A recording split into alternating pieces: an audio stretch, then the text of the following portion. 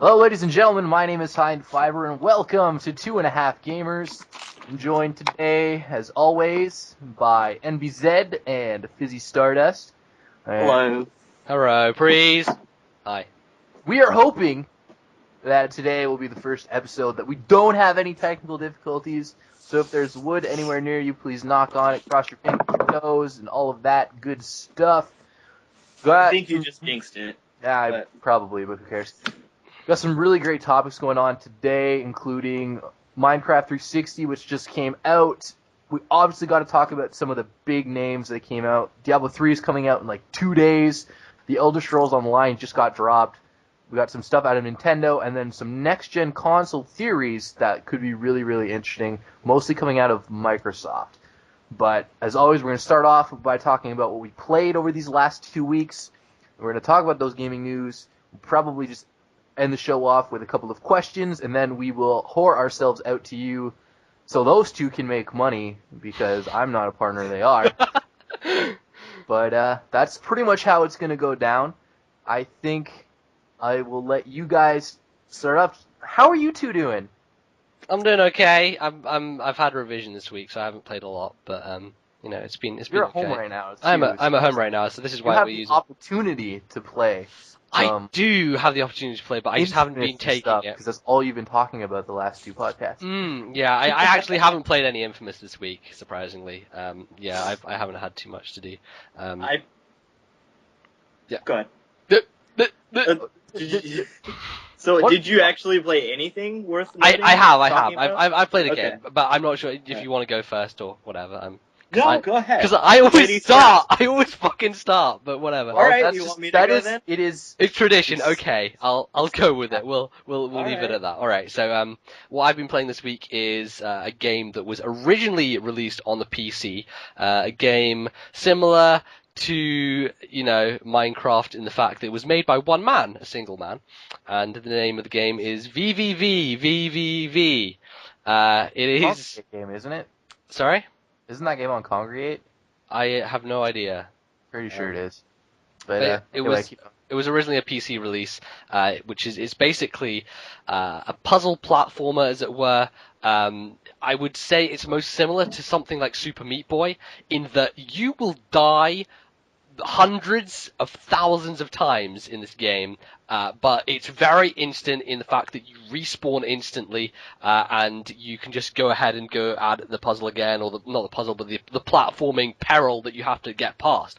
So the game is essentially set in a world. It's a very 8-bit world and everything. There's a map on the bottom screen, and each screen is self-contained, but they all interlink with each other, so it's not separate levels. It's not like Super Meat Boy where you beat a level and then you go to the next one.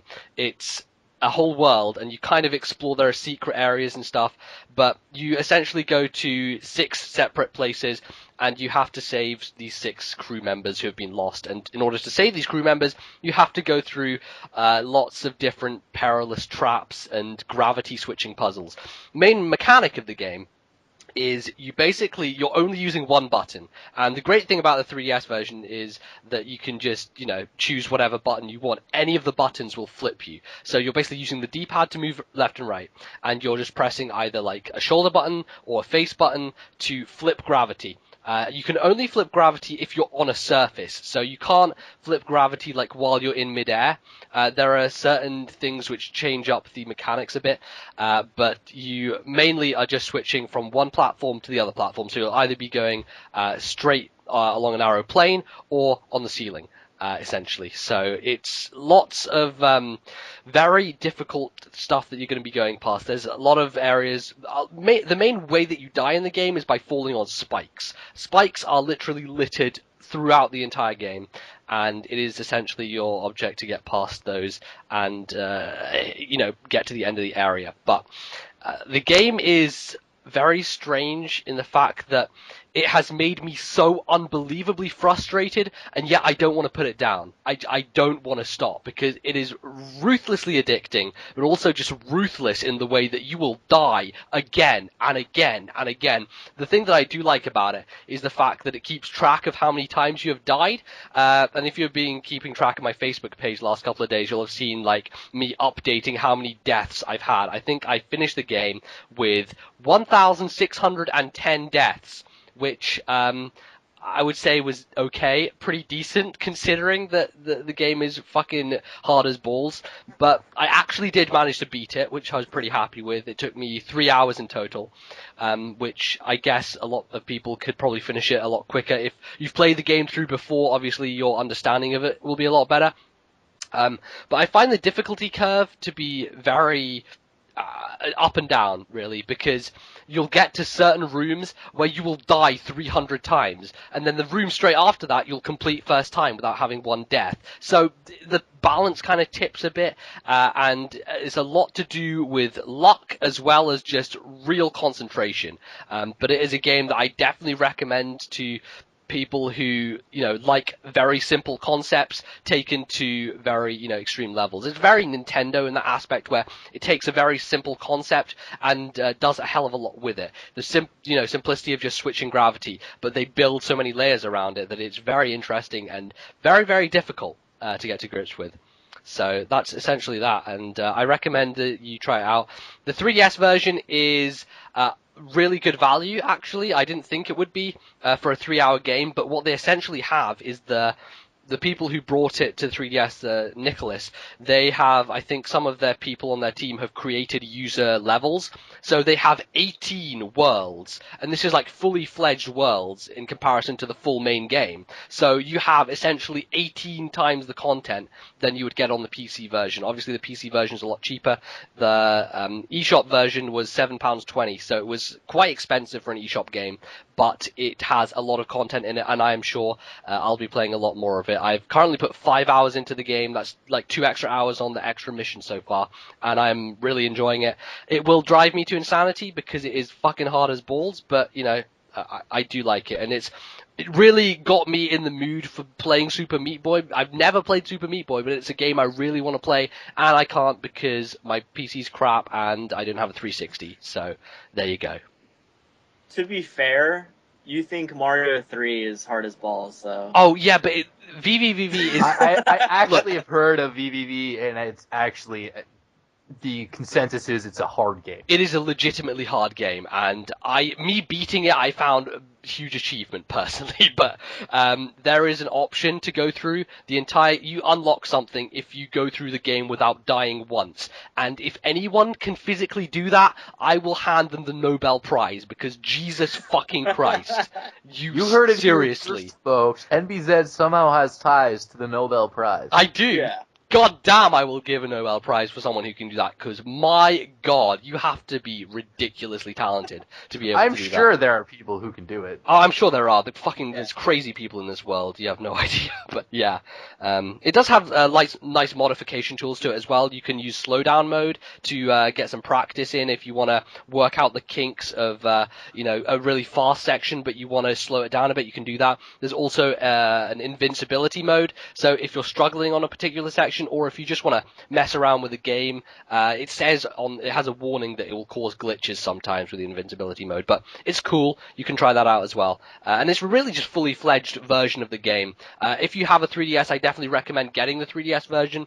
Personally, for me, it's the fact that it's portable is a big deal, because I can just flip it open when I'm listening to a podcast on my laptop or whatever. It's very nice to do that, and sort of not interfere with my laptop and, make it overheat or some shit, because God knows playing that game would overheat my laptop.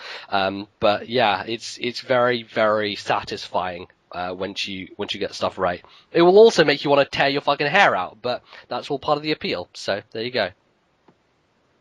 Awesome. It is, yeah. As for me, I've not been playing that too many new things. Basically what I talked about the last couple of shows is what I've been playing. I played a little bit more of Infamous, and I'm totally over it. Really? Yeah, really. Wow. It just doesn't have enough to keep me going. Like, Hmm. Thank you. yeah, Thank like, you. It's cool. I don't have to say it. Yeah, it's it just doesn't have enough. I mean, it's like an open world, just superhero game, and I've played enough of those, and they get boring after a little while, unless you have like a really good story to drive it, which I don't think it does. It doesn't have the best of stories. I think the thing that I like most about it is just the environment clambering and the exploring. The missions are cool, but I guess that they would get repetitive after a while. I'm not sure how much They are fun really into it. repetitive. Hmm. It's basically go kill these guys, go in the sewer, then kill those guys, Hmm. give the city power again, and then go kill those guys. That's like the mission, like every mission. Yeah. And it's For like, me, I have nothing against that game. In fact, like I said, I'm like Fizz. I got it for free when the PlayStation Network went down, and unfortunately, it's not my type of game. I don't like a lot of these open world, very repetitive games. Hmm. Games that I'm not a big fan of the kind of superhero type games either, which a lot of them fall under that open worldy type thing. So games like Assassin's Creed, which are fantastic games. In fact, I have actually played all of them just because I actually enjoy the story of the game, but I kind of just do the bare minimum, the old college bare minimum to get through them. And it's just, I don't know, they're just not my type of games. I think if I want to play something really repetitive, it's more of an RPG, which are very story driven as opposed to, this is a big open world, go do what you want in it. Sandboxes are cool, they're just not my favorite genre. yeah, I agree. And it's just, if it had like a really cool story, I'd be really into it. I'm probably gonna play it through maybe and see if I finish it, maybe it's better as it goes. But I have a feeling that it's gonna crap out on me pretty soon. Other games I've been playing, NBA 2K11, which the more I play it, the more I'm liking it. I don't keep up with basketball as much as I used to, so I don't feel the need to buy like the freaking new game. But do you And it's ever got need it. to with any sport? I follow football No. religiously, but it doesn't mean I'm going to go out and buy the new Madden every single year. I usually kind of do it every other year. Yeah, that's what I've been doing too as well. But like, but for this one, it's got like enough like content where you're not even like compelled to do it because you got like the Michael Jordan story modes and everything. I haven't delved into those quite yet. I've been basically doing a lot of my player where you get to create a guy and then you get drafted and all that, and then it's kind of got the RPG element where based on how well you do actually in game, you get a certain amount of points and you can buy stats and stuff. So I'm always a big, huge fan of that. Like the baseball game had that as well, and that was way cool. It actually kept me playing for longer than I would have actually wanted to. And then other than that, also, I think it's like maybe the third or fourth time I mentioned it. Been playing WWE 12, and the more I play that, the more I'm liking it too. It's probably one of the better wrestling games that's come out in recent years. The story, while I didn't like how they went about it, but the storylines are actually written better than, like, if you're an actual wrestling fan, I think the storylines in the game are better than what they have on the TV, which is really cool. The Are they controls very are, soap opera-esque? yeah, it's very soap Because that is opera-esque. essentially what wrestling is. Yeah, it is. It's But it's terrible like, acting, Terrible drama that terrible just drama. doesn't terrible go acting is anywhere. good. Like, the voice actors in the game, I remember- mean, they're I the think it real was- wrestlers, but it's really bad. Yeah, I remember, like, way back, I was just watching wrestling because there's nothing else on. And I think Vince McMahon was in a limo that blew up at the end of the show. I was like, really? Yeah. That Like, happened. did that happen? Like, am I remembering this right? No, that legit happened. And then he Yeah. came back? Yeah, it was because he had to come back, like, really soon, because I think it was, like, after, like, the very next week, it was, like, the week that, like, Chris Benoit, like, went all psycho and dickhead and killed his family, and then he killed himself. Killed his family. What? Okay. So, You did- I saw that, and I was like, how can anybody ever try and tell me that wrestling isn't fake? Yeah. Like, Yeah. Well, I mean, they were gonna go through with that storyline, but then like something actually serious happened, so then they had to nix the whole thing as a whole and like address it and like fix that problem. And they obviously couldn't go through with our chairman died storyline if like a real wrestler just murdered people and like killed himself. So like they had to not go through with it like that. But yeah, wrestling is super fake. And if you're watching it for anything other than the storylines, I don't know why you're watching it. But the game as itself is pretty good. It's the way they went about the story could be better because you don't really have much say. Like it's Road to WrestleMania, and you're forced to pick one guy and play through, and then you're supposed to pick another guy and then play through, and you don't get to actually pick. They pick for you, and so that's kind of sucky. I'd like to see something more like the old games where you could just like pick a championship and then work towards it with whoever you picked to work towards it, and it would just have that storyline, which would be cool. But it's an okay game. If you're a wrestling fan, it's a definitely pick it up. Awesome. Cool. Awesome. So Yes. I played a few games. Oh, and I this week. played Minecraft. Oh man, I suck at it. you were That's- just living the dream playing I'm Minecraft. so bad. Anyway, I played a few games this week. Actually, one I got before our last podcast. I started it then, but I never mentioned it. But it's a game called All Zombies Must Die, and it is a indie game available on Steam. I think it's like $10 or $15, and the title says it all. You are basically, it's a top-down shooter, and you kill zombies in this really generic, silly storyline that is, you are trapped in a town that has this giant outbreak, and you have to fight your way to survive. And I just absolutely love the dialogue in that game, the way it's written, just because they blatantly make it obvious that it's a parody game. The main character very early on in the game is like, I'm alone in a city that's abandoned, and there's very short dialogue sentences. This feels like a video game. And after you go to this first boss, and he's just like, one giant monster, 1v1 alone? This feels like a boss. And it's just, it's a game that's just incredibly fun. It's a very short game. I think it's about 3 or 4 hours to beat the game. But you can't actually beat the game. You just unlock the entire city, and you can go around and just kill as many zombies as you want. And some of the weapons are really cool. You can craft your own stuff. The first weapon you get is your typical double-barrel shotgun. Then you get a cricket bat. Oh, yes! Yes! You can, like, wind it up Nice. and then, like, one-shot zombies. Otherwise, Oh you're my just God. whacking away. I so want to do good. that. I want to smack zombies with a cricket bat. If you don't wind it up, though, it is a really terrible thing. But if you wind it up, just and like start slapping playing- them across the face. Yeah, but if you actually wind it up properly and start like whacking them on time, it stays charged up, and you can just one-shot them home run style on Smash Brothers. Oh wow, that's awesome. But if you In the miss, game, you get some red on you. not really. It's very cartoony looking game. It's not any sort of mature audience. I think it would be. I don't think that there is a little bit of blood, but it's nowhere near excessive to make it even worth like a T for teen rating. But other games I played this week, I played Lone Survivor, another indie game on Steam, and is just amazing. It is essentially a 2D version of Amnesia, and it is just this psychological game that I couldn't finish it. I'll probably finish it sometime this week, but there are so many what the fuck moments in that game.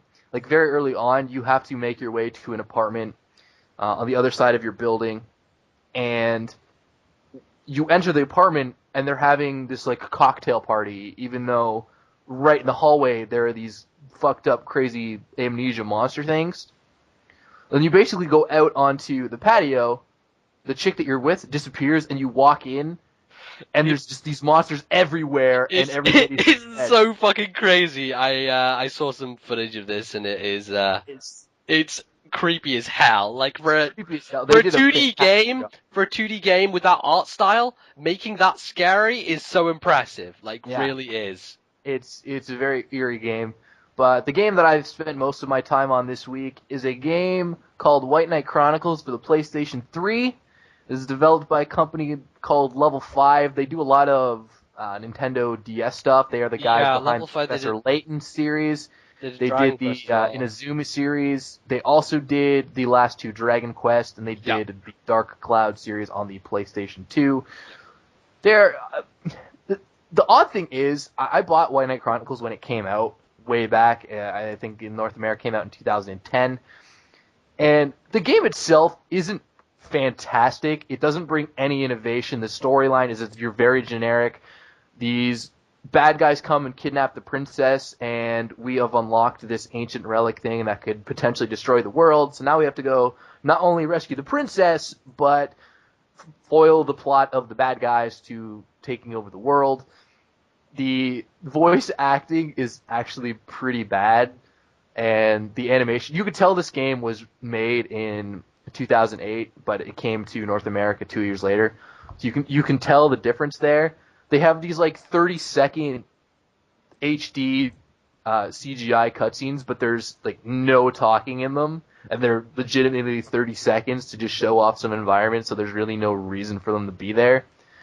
But for some reason, I just love this game. I think the music is really what keeps me going in it. It's got some really great compositions in it, and while like I said, it's not innovative. The combat system is just a glorified kind of Final Fantasy thing, except you can move around with it. So it is kind of a mixture between an active battle system and a timed battle system.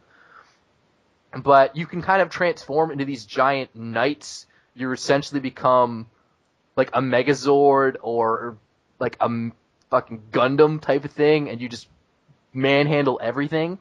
And there's a lot of mini bosses as you go through the game, and the bosses they're really big, and they actually feel kind of, you feel like you've accomplished something when you take one down, especially the mini bosses, who for the most part you don't want to transform to take them down, so they do take a little bit of time, kind of anywhere from 2 to 5 minutes.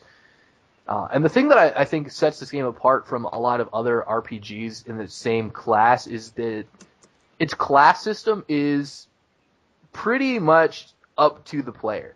You are given a custom avatar to start the game, which when you load it up, you can be any class you want. And the reason for this is because their online system is really interesting. It is a mixture of, it's like a pseudo MMO, but in the console format. You can play with, I think, up to 4 or 6 friends, and you basically just go around and do quests, and you can make a town. Actually, I don't think you make a town in the first one. I think that's the second one.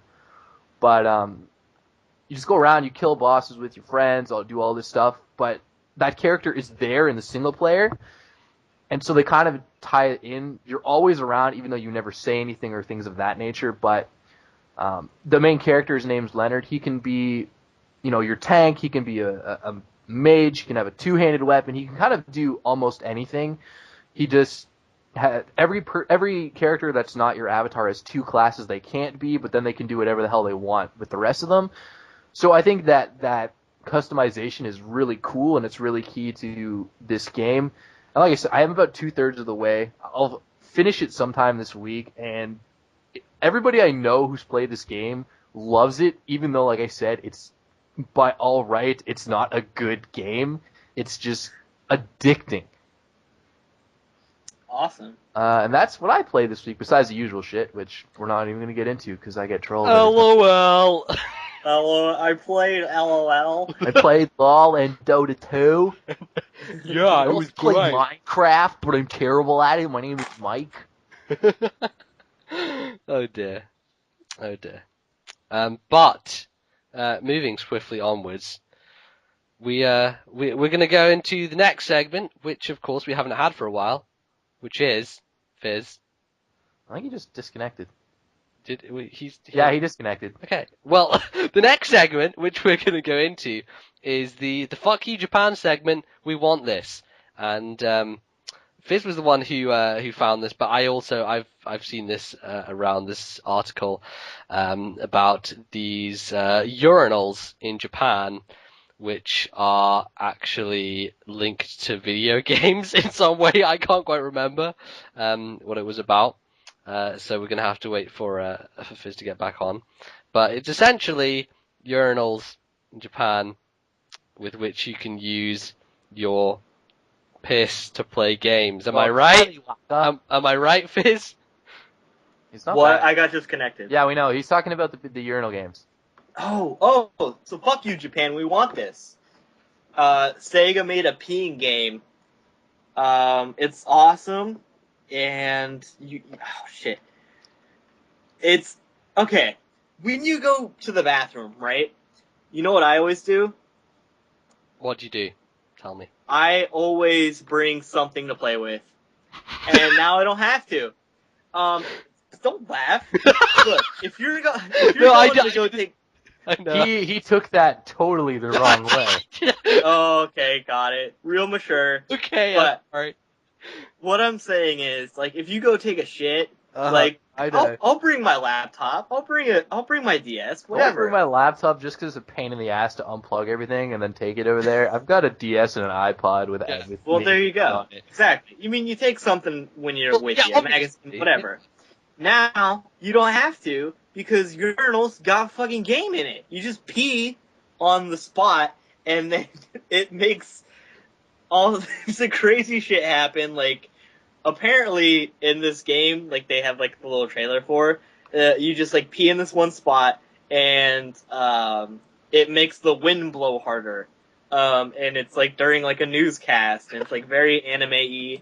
And I guess the harder you pee, or the more you pee on that spot, the higher score you get, and like the more like this girl's dress almost comes off. I don't know. It's incentive. crazy. It's incentive. Yeah, it is. That's great. It's single-handedly like one of the coolest things I've ever seen in my entire life. And what are the chances of this coming to the West? 0. Yeah, absolutely, probably goose egg, but would be awesome. I just don't even know anymore. So I give up. So Right. fuck you, Japan. We want this. You want this? No, okay, don't even lie. You know you want that. No, I don't. Why don't you want that? Because when I'm going to take a piss, I don't. If I'm taking a piss, I don't take my DS with me because it's going to be 30 seconds. Don't play a 30-second game while you're peeing. You hands free. Dude, I play VVVV while I go for a piss. Of course I would. Look, my name is Jake, and I'm super serious when I go pee. Yeah. I Serious concentrate. Fine. Fucking, like, make sure You're I'm in the center. ridiculous. I have to write my name in the bowl while I'm peeing, okay? It is a challenge that I have to go Such through a every prick. time. And when I say my name, I don't mean Jake, which is a 4-letter word and easy to do. I'm talking high in fiber, motherfuckers. I thought you would write that name in poop. No, that just comes out in letters. It does it. It's like alphabet soup. It's exactly what it's like. Oh, God. I'm sorry for everything that's happened today. It's okay. Yeah. It's okay. It's okay because you know, it's something that we. It's a contentious topic. Peeing games. It really is. You know, it gets very heated. I don't know why you wouldn't want that, honestly. I I mean, if you're out at the poob drinking a point, I don't see why you wouldn't want to pee on something The that make the game. poop drinking a point. Okay, look, dude. Yeah. This is the That is thing. the worst pseudo accent I have ever heard. No, but seriously, if you're drunk and you have this, it's gonna be the It's the greatest thing in best the thing world. It will be the Okay. greatest thing in the world. If you're drunk, you won't make it in the bowl. Yes, you will. Okay, I can do that. I have the ability. Honestly, to do if there was something to concentrate on, oh my god, I get so like hyper like aware. Like I'm be alright, I gotta pee all over that thing. The only thing that would be better, the only thing that is better when you're drunk is tacos. It's tacos, then peeing games, and then just sleep. Yeah, I gotta Top admit, Taco drunk thing. Bell was probably the most used and abused fast food place when we were drunk. that. Mhm. Yeah, we got Jack in the Box.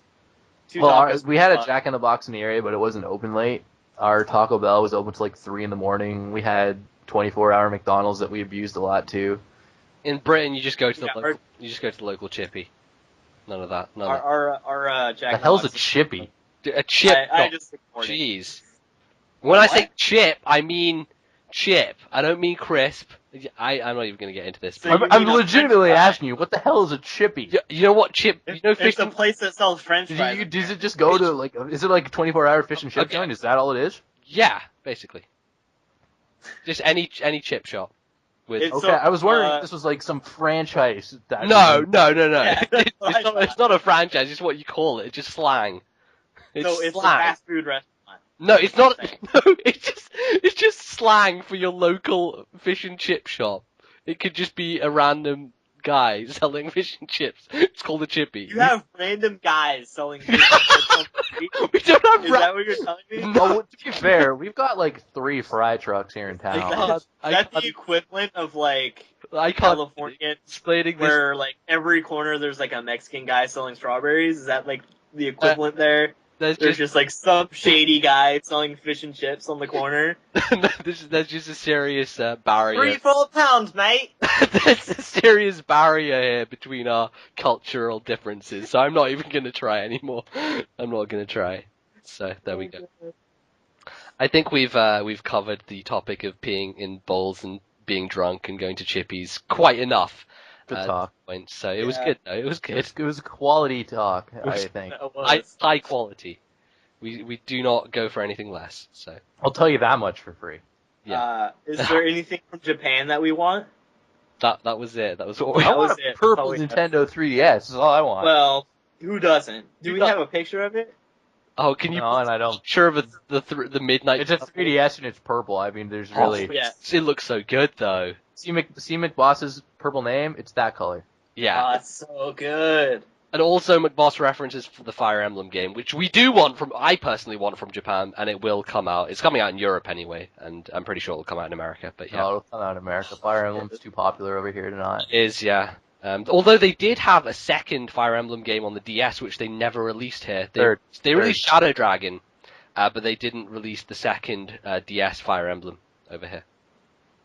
So, I don't know, that was a bit weird. But, still, new Fire Emblem, I'm going to be happy about that when that comes around. So, yeah. Awesome. Indeed. Indeed. Good times. So, moving swiftly onwards. Yep. Harold Newsmar time. We need like a theme song. Oh, we do. Someone needs to make a theme song for Harold Newsmar. Totally necessary. Segway. Well, we could just sing them. If you dare Up. We can make try and force segues in my podcast, I swear to God, I'm going to come down there and murder you. I'd love that. I would. I'll probably just wait till you go to Nationals because it's infinitely closer and cheaper for me to get there. That's true. Um, I don't know what we want to talk about first, though. I won't even attempt to segue right now. Okay. Well, let's talk about the easy one. Yeah. Because you played it this week, even though you didn't really play what we're going to talk about. But my Yeah, 360 was released this week. If you are subscribed to the Yogscast or Captain Sparkles, I don't know if In the Littlewood or any of the other big name ones do it because they probably did. I mean, if it's Mike, I'm only subbed to a few Minecraft channels because I can only yeah. play so much Minecraft. Mm-hmm. But the game came out this week for 360. It actually, they did. If anybody played Terraria, they kind of put more of that kind of a crafting system in it, where you don't actually physically have to place the blocks in their proper shape. If you have the materials, there's a bar that says you can make it, and you click it, and it's in your inventory, which is nice for the 360 for sure.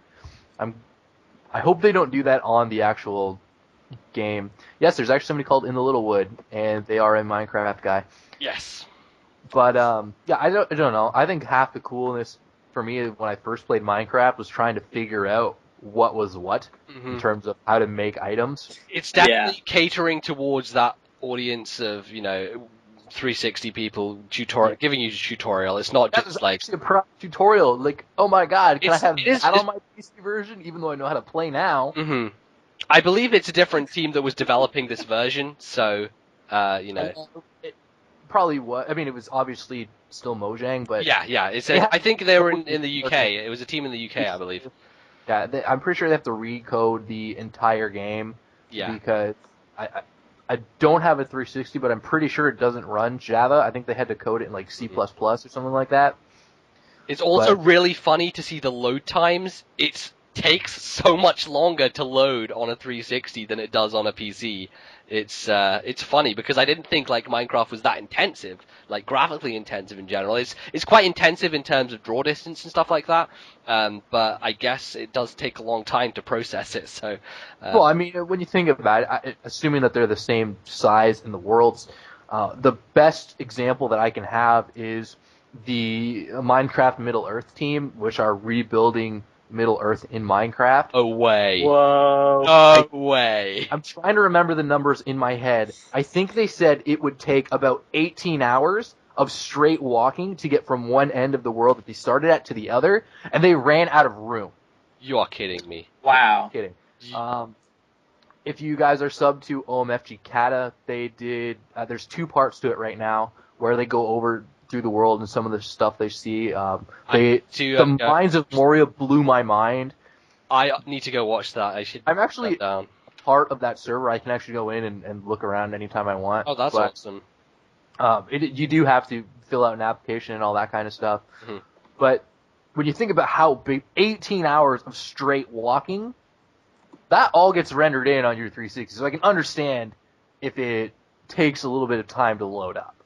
Mm-hmm. I mean, obviously when you load up, it doesn't load the whole thing on your PC because you can render as you're playing. I don't know if the 360 has that capability, but again, I've never played.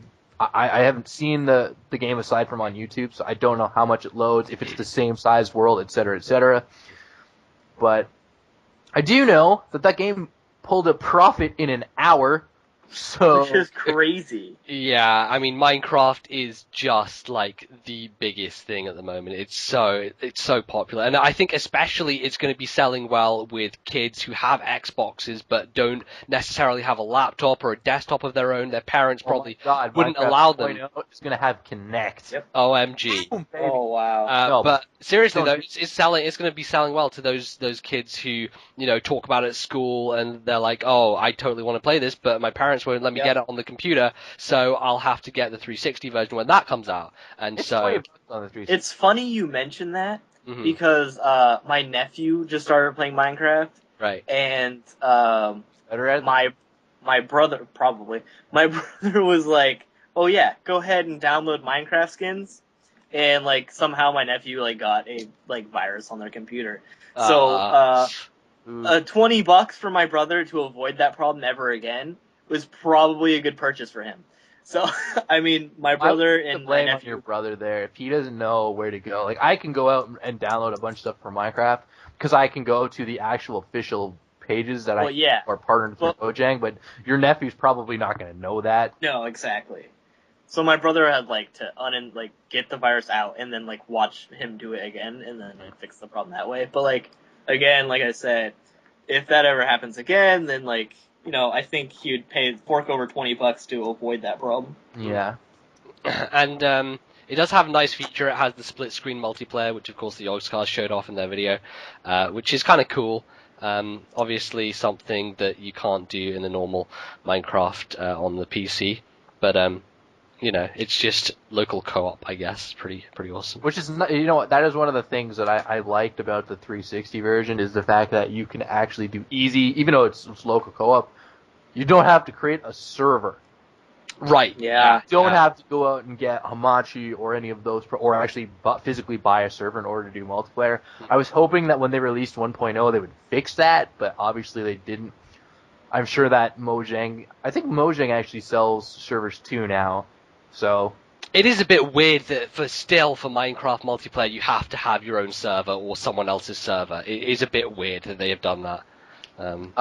I'm pretty sure Terraria is the same way though, and Terraria servers are more expensive. So still, it's cool that you have a 360 version. To be perfectly honest, it is not the best platform for that kind of game.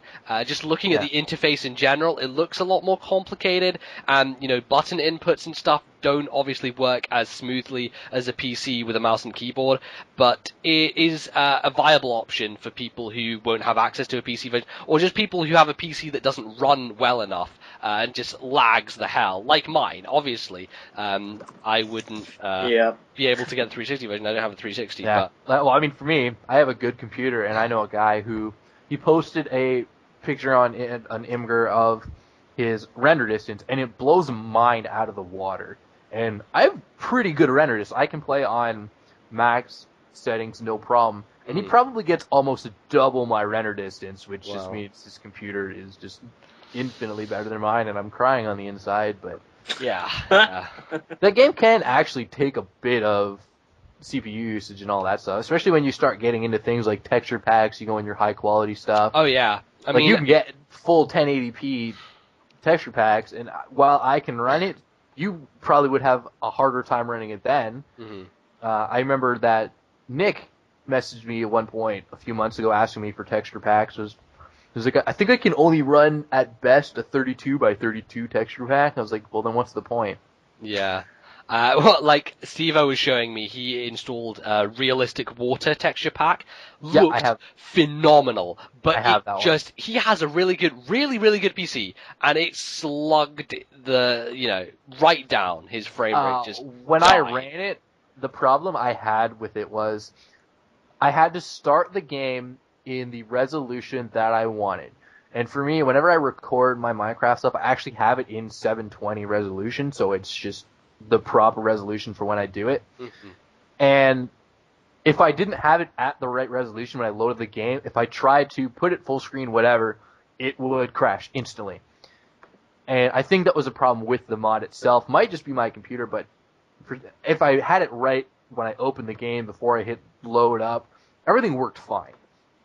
So I think it might have been a problem with the mod. I haven't uninstalled it since 1.0 came out, but it was a great mod. The water shaders, there's also the just a lot of the shaders in general just make that game look so different. I know that there's some shadow and lighting shaders that actually make the game look like you are rendering it in, say, Maya. Yeah. It's pretty ridiculous, some of the stuff that you can do. It's just the modding scene in general for Minecraft is pretty crazy, so... Yeah, well, that's what's keeping the game going, honestly. The fan-made content is infinitely better than the actual game. Yeah, I mean, that's where you're going to get the most enjoyment out of it. You're not going to have fun playing like a 70-part LP of just vanilla Minecraft. I just could never understand why 1.0 is the way it is. That game is not a combat-oriented game, and they made the game's purpose be go fight a dragon. Yeah, the combat in that game is abysmal. It's horrible. Yeah, it is very horrible. It did make sense to me. Oh well, that's how it goes. Super bad. But I don't know. Minecraft it's what's hot right now, and I don't know. I feel like it was the right thing to do that they released the 360 thing. For a number of reasons. Obviously, it's more money, it's more publicity, the game is continuing to grow, etc. But I don't expect this to ever be ported off of Microsoft software to become a PlayStation thing, whatever. Even if Mojang wanted to do it, I think that they were going to, and then Microsoft just kind of coaxed them into doing an exclusive deal. Yeah, but I don't know. I think that would be better on the 360 than the PlayStation, just because of the controller. The trigger buttons on the 360 controller are infinitely better than trigger buttons on the PS3, and I can say that without feeling bad about it. And I'm a big Sony fan. Yeah. So the mining would be really awkward, especially if they wanted to keep the trigger as the controller. Exactly. It would be difficult. So. Probably look nicer on the PS3 though. Just gonna throw that out there. Yeah, I mean, the PS3 is capable of running things a bit better than 360 is, so it would probably run a bit nicer and look a bit nicer. But hey, it doesn't really make a big difference. It really doesn't matter. Because I mean, anyone can, with a relatively decent PC, can just get the PC version anyway. So, and I mean, the PC version. I think the PC version is overall better. I think it's not. I think that they have limited the 360 version in some ways. They have. There's a lot of features that are not implemented in the 360 version that are actually in the main one. But there you go. That is enough about Minecraft. Mm-hmm. I'll say. Because if this is terrible at Minecraft, and once you start Minecraft, there's no going back. Yeah, I don't know what it is. I mean, I play on easy, and like if I encounter something, I freak out and die. Look, I'll be honest with you. It's that simple. The only enjoyment I get from Minecraft is playing with other people. It is primarily the most fun in multiplayer. Not because of Minecraft the game itself, but just because of the shit that you can pull on each other and the stuff that you do interacting with each other. It becomes a lot of fun, and that's why. Some friends and I, we used to have a server that we played Minecraft on, and it was we pretty much just had competitions who could build cooler shit. Mm-hmm. Because we played on creative mode because nobody cared to do the game properly except for one person, and she's little nuts anyway. But we had two guys that built like this giant cathedral temple thing that they never finished. And then my friend David and I, we would just build these like a water temple and an earth temple, etc. And then we're just like, let's build a giant tree that comes out of the ground and it becomes this giant maze thing, obstacle course. And it took us like a week to do, but it was awesome. But that was really the only time I've enjoyed Minecraft, playing the game. Obviously, I do an LP on my channel that's like 2 parts, and I kind of have to force myself to do it. Just because vanilla Minecraft does get dull. See, that's why you need like several people to do it at once. Yeah, that's really it. But I can't host a server because I can't open my ports on my router and all that stuff you need to do. And I'm the only person I know with a computer that's good enough to handle it, so... Shame. For shame. Anyways, I think that we covered that pretty extensively. Now we can just cross that off the list, move on to the next. Handling. No. I think that just on the topic of the Xbox in general. Yes, there you go. On the topic of the Xbox in general, there was news recently that Microsoft potentially could be releasing a version of the Xbox that is $99, but that comes with a subscription, which would essentially pay for things like Xbox Live and extra stuff, but it would kind of work out to the same cost in the end. It's just more sort of like a payment, like a mortgage on a house, basically. An Xbox mortgage. Let's be real. It's getting an Xbox mortgage. It's more like getting an iPhone. Yeah, okay, it's more like getting a phone with a contract. That's a much better analogy. That's exactly what it is. Yes. Yeah. I crunched the numbers because I'm a numbers guy. And did you, or are you just saying that? No, I actually did. They said it would be $99 for the Xbox initially, and then they would charge $15 a month subscription to Xbox Live. And that would be around... Actually, not around. It's exactly $360. So you'd be paying $360, but again, you'd also be getting Xbox Live for 2 months or 2 years rather, which would be kind of cool. But it's like, if you bought Xbox Live for 2 years, that's what, $50 a year and then it's $100, and then whatever an Xbox is now. It's how much? $299, isn't it? For just the system without Kinect. Well, there you go then. I mean, that's a pretty decent deal. I think the Kinect bundle is $399. I could be mistaken. I don't follow Microsoft enough to know the numbers for sure. Yeah, but I mean, it's a decent deal then. Well, you got to look at this too. If they're doing it this way, they can probably get away without dropping the price on the 360 again, which they're going to be doing soon. But the thing with the 360 is it's still selling better than everything else. I think it sold like 326,000 units. So I think so far this year, or something like that. And so it's doing better than the PlayStation. It's doing better than the Wii. And now it's a really interesting idea, I think, to have a $99 console with your subscription-based kind of 2-year contract. Right. The question is, yeah, sorry. the question that becomes, like a phone company, because there are people who do this all the time, what happens if they get the console and then Opt out. renege out of the 2-year deal? Yeah. I mean, that's all something that's I think that they'd have to do it in a way that I can't even say do it in a way where they use the credit cards that aren't prepaid or anything like that. The issue will then become people drop out of their credit cards all the time. They just run it up and forget about it. They're like, whatever, it's credit. I'm bad anyway. I can declare bankruptcy. I know people who have done that. Yeah. I'm in a position where I have to declare bankruptcy because I'm so far in debt for reasons that are well out of my power. And it's a very big risk that Microsoft would be doing if they decided to do it, which is why I think that they might not. I think they might just go with another price drop in the near future and just continue to have a solid marketing campaign and do well with their system as it is. Mm-hmm. It's a cool concept. I will never disagree with that. And if it works out, cool. I'm completely okay with that. It's just, again, now you're running risks of people that are going to just take advantage of this system and cheat it infinite times over. Right. That's the problem you run into is like how you're going to stop that.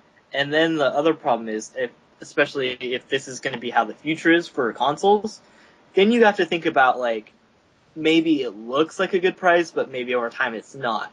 I mean, up front you got to figure out, is this really a good purchase? But on the other side of the coin here, I mean, I really do like the idea of this a lot. I do too. A cheap initial cost is really good, especially for the right now, where people don't have that disposable income anymore. And it's so hard to like just drop $600 on a console, and then you only get one controller, no game. So I mean, then you have to drop another $100 at least, over $100 for another. If you want to play with a friend, another controller and a game. Yeah, I mean, controllers are hell expensive. I just controllers are far too expensive. $40 or $50. Yeah, $40 or $50 I think that's what I paid. controller. I think I paid like $35 for my controller, and it's essentially the same thing as the one my PS3 came with, except it's white. It's like, oh man, colors bump up prices like nothing else. Like seriously, it's ridiculous how much colors can change the price. It's crazy.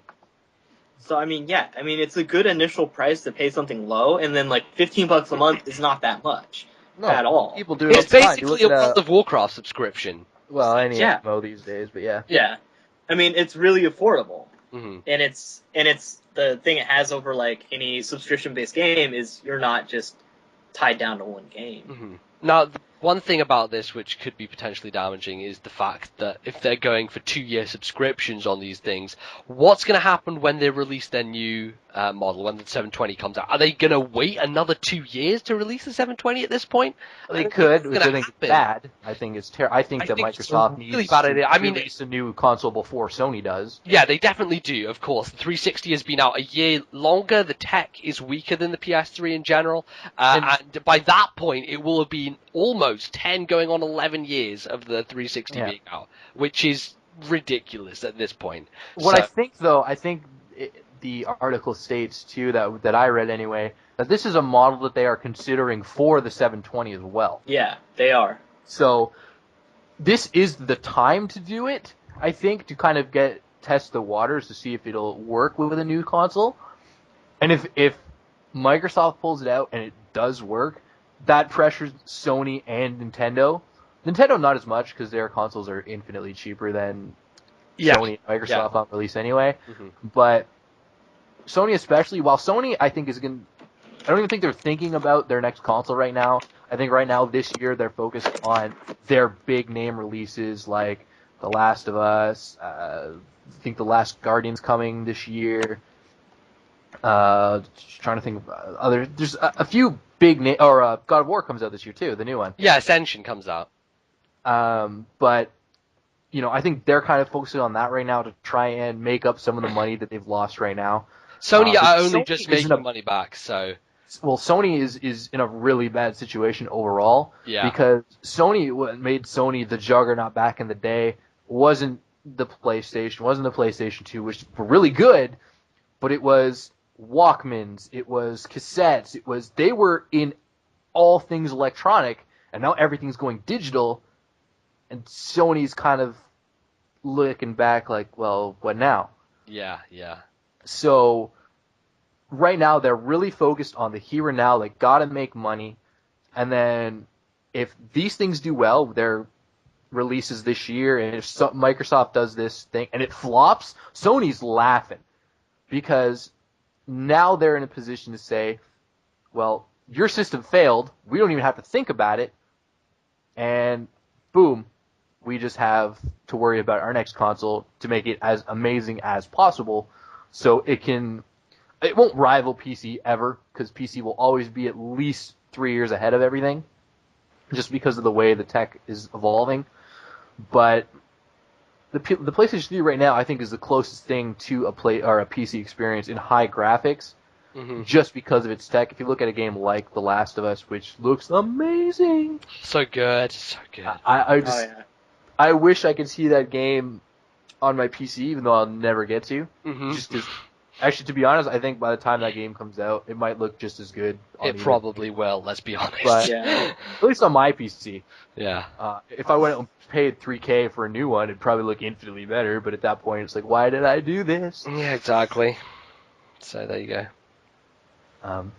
But yeah, I think it's a great model. If it works, kudos to Microsoft for coming up with it. And by coming up with that, I mean stealing it from phone companies. But yeah. But I'm surprised it's not something that we've heard about in the past. Yeah, it is. I really am. Especially from Microsoft, because they already have that system with Xbox Live in place with a subscription-based thing. So it makes no sense. Too. It's not as it's certainly opt in for. But... Yeah, no, I mean, PlayStation Plus is a completely different beast to what Xbox Live is. For one thing, PlayStation Plus doesn't add any online features, essentially, that sort of enhance the gameplay or anything. It's just essentially giving you free content for as long as you have. I think what they did there was, I think the purpose of PlayStation Plus was, yes, the free stuff and the discounts are what kind of draw you in, but allows them to upgrade their servers for their multiplayer experience, which in general, nobody can even say it compares to the 360. I'm a huge Sony fan, but I know damn well if I play Call of Duty, it's going to be first and foremost best on a PC, then on the 360, and then on the PS3. And the Wii doesn't count because you can't play Call of Duty properly on Wii. You can play it, but it's not the same game. It's terrible. It's highly unrecommended. Although having said that, Black Ops was well reviewed on Wii. I think they did a really good job with the online system on Black Ops on Wii.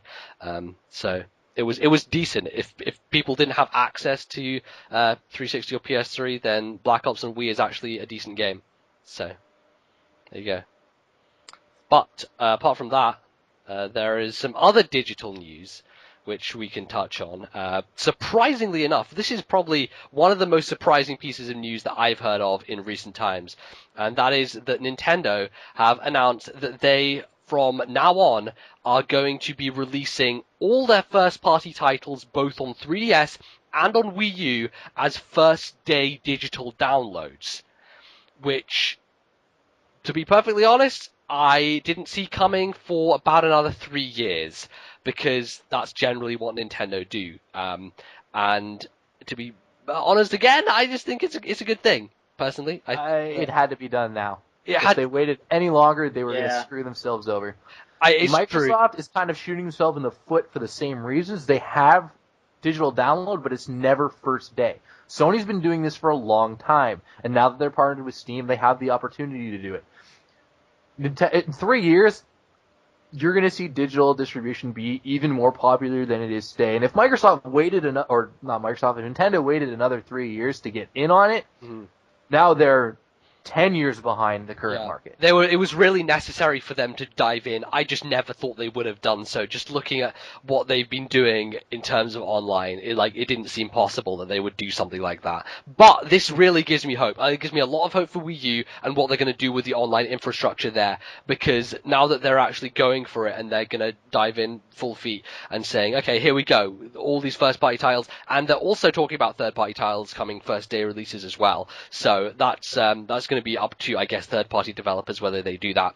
But They probably will. There's no reason not to. No, yeah, but the one issue they're potentially having is with retailers, and what Nintendo has, by and large, is the best relationship with any retailers in comparison to the Microsoft and Sony, because obviously, GameStop and them have done lots of deals in the past. Xenoblade Chronicles, the Circle Pad Pro, I believe the Last Story is a GameStop exclusive. Loads of things being GameStop exclusives, and they've got lots of good, good karma with GameStop, and I guess they wouldn't want to rub them up the wrong way, which means that they're essentially allowing GameStop to also distribute these games by giving out download codes, which at first glance seems ridiculously stupid. Why would you go to GameStop to buy a download code when you could just as easily do it from home? And I guess the simple reason is that when you think about what happened with the PSN hacking last year and how many people got screwed over with their credit cards or just were afraid that their credit cards were going to get screwed over, it actually isn't too bad an idea. And there are going to be lots of people who will want to get digital things, but will not want to put their credit card information in and have that as a risk. So it seems like a good idea to not only keep good, relationship with the retailer, but also to, expand into the digital space. So I think it's... Yeah, I agree, but I think there's more to it than that. If I go to GameStop today and say, I want to pre-order Diablo 3, yes, I get something for that. Mm-hmm. GameStop gives me something. The way Steam does it is you pre-order a game on Steam, you're getting Team Fortress 2 hats, or you're getting in the case of Torchlight 2, if I pre-order it, I get Torchlight for free. There's always an incentive to pre-order with certain retailers. Like I said, in the case where with Steam, it's hats. In GameStop, it's usually some sort of in-game content that you get from GameStop and not from any other retailer.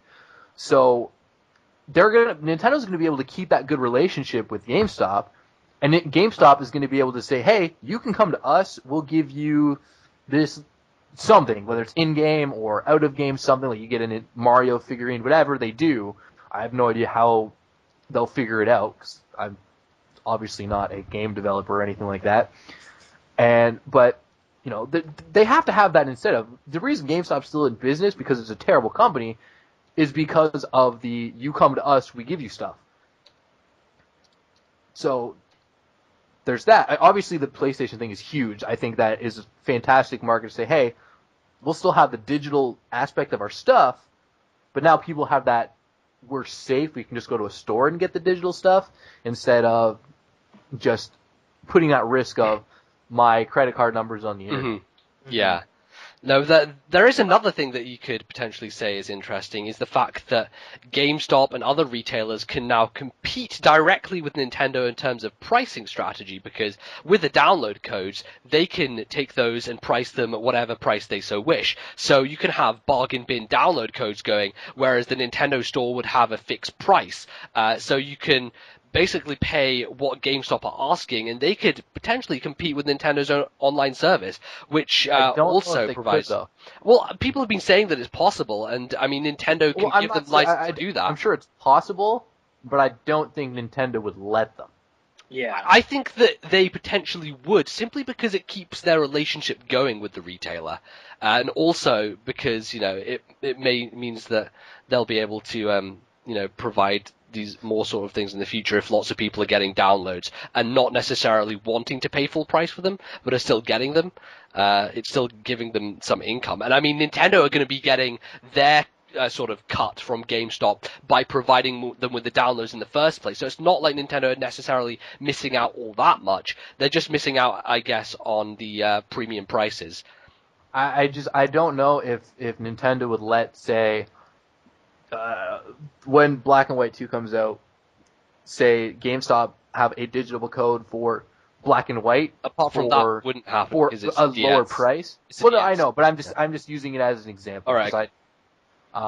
For a lower price than they would from the Nintendo store. I don't think Nintendo would let that happen. I don't think it would happen day one. Steam, not even day one. I'm just wondering if, I don't know how the system works, but I think that in terms of I'm going to use the PC things because they're what I know most.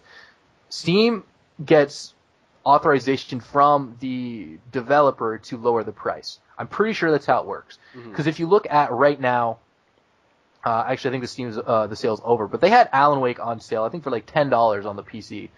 GOG.com was doing it for $15, so obviously you're going to go for the Steam version. And Steam's always got sales and such, but I think that they collaborate with the publishers and the developers in order to do that. I don't think they go out on their own accord and say, we're just going to put this as a lower price than trying to think now, who does the Might and Magic series? I want to say I have no idea. It's Ubisoft. It's Ubisoft. Okay. If Ubisoft was on their site selling Might and Magic 6 for full price at $50, if Steam's selling it for $40 on sale, it's because Ubisoft lets them. Because Ubisoft and them have a good relationship, etc. But if they're both not on sale, they're going to be the same price. It's just then you have your choice of who to go with. I don't think that GameStop would be allowed to put something in a bargain bin without the approved consent from Nintendo, because then Nintendo could actually, I think, cut their ties entirely, potentially sue GameStop. I don't know how the system works, but I think that's how it would work. I'm not sure how it works either.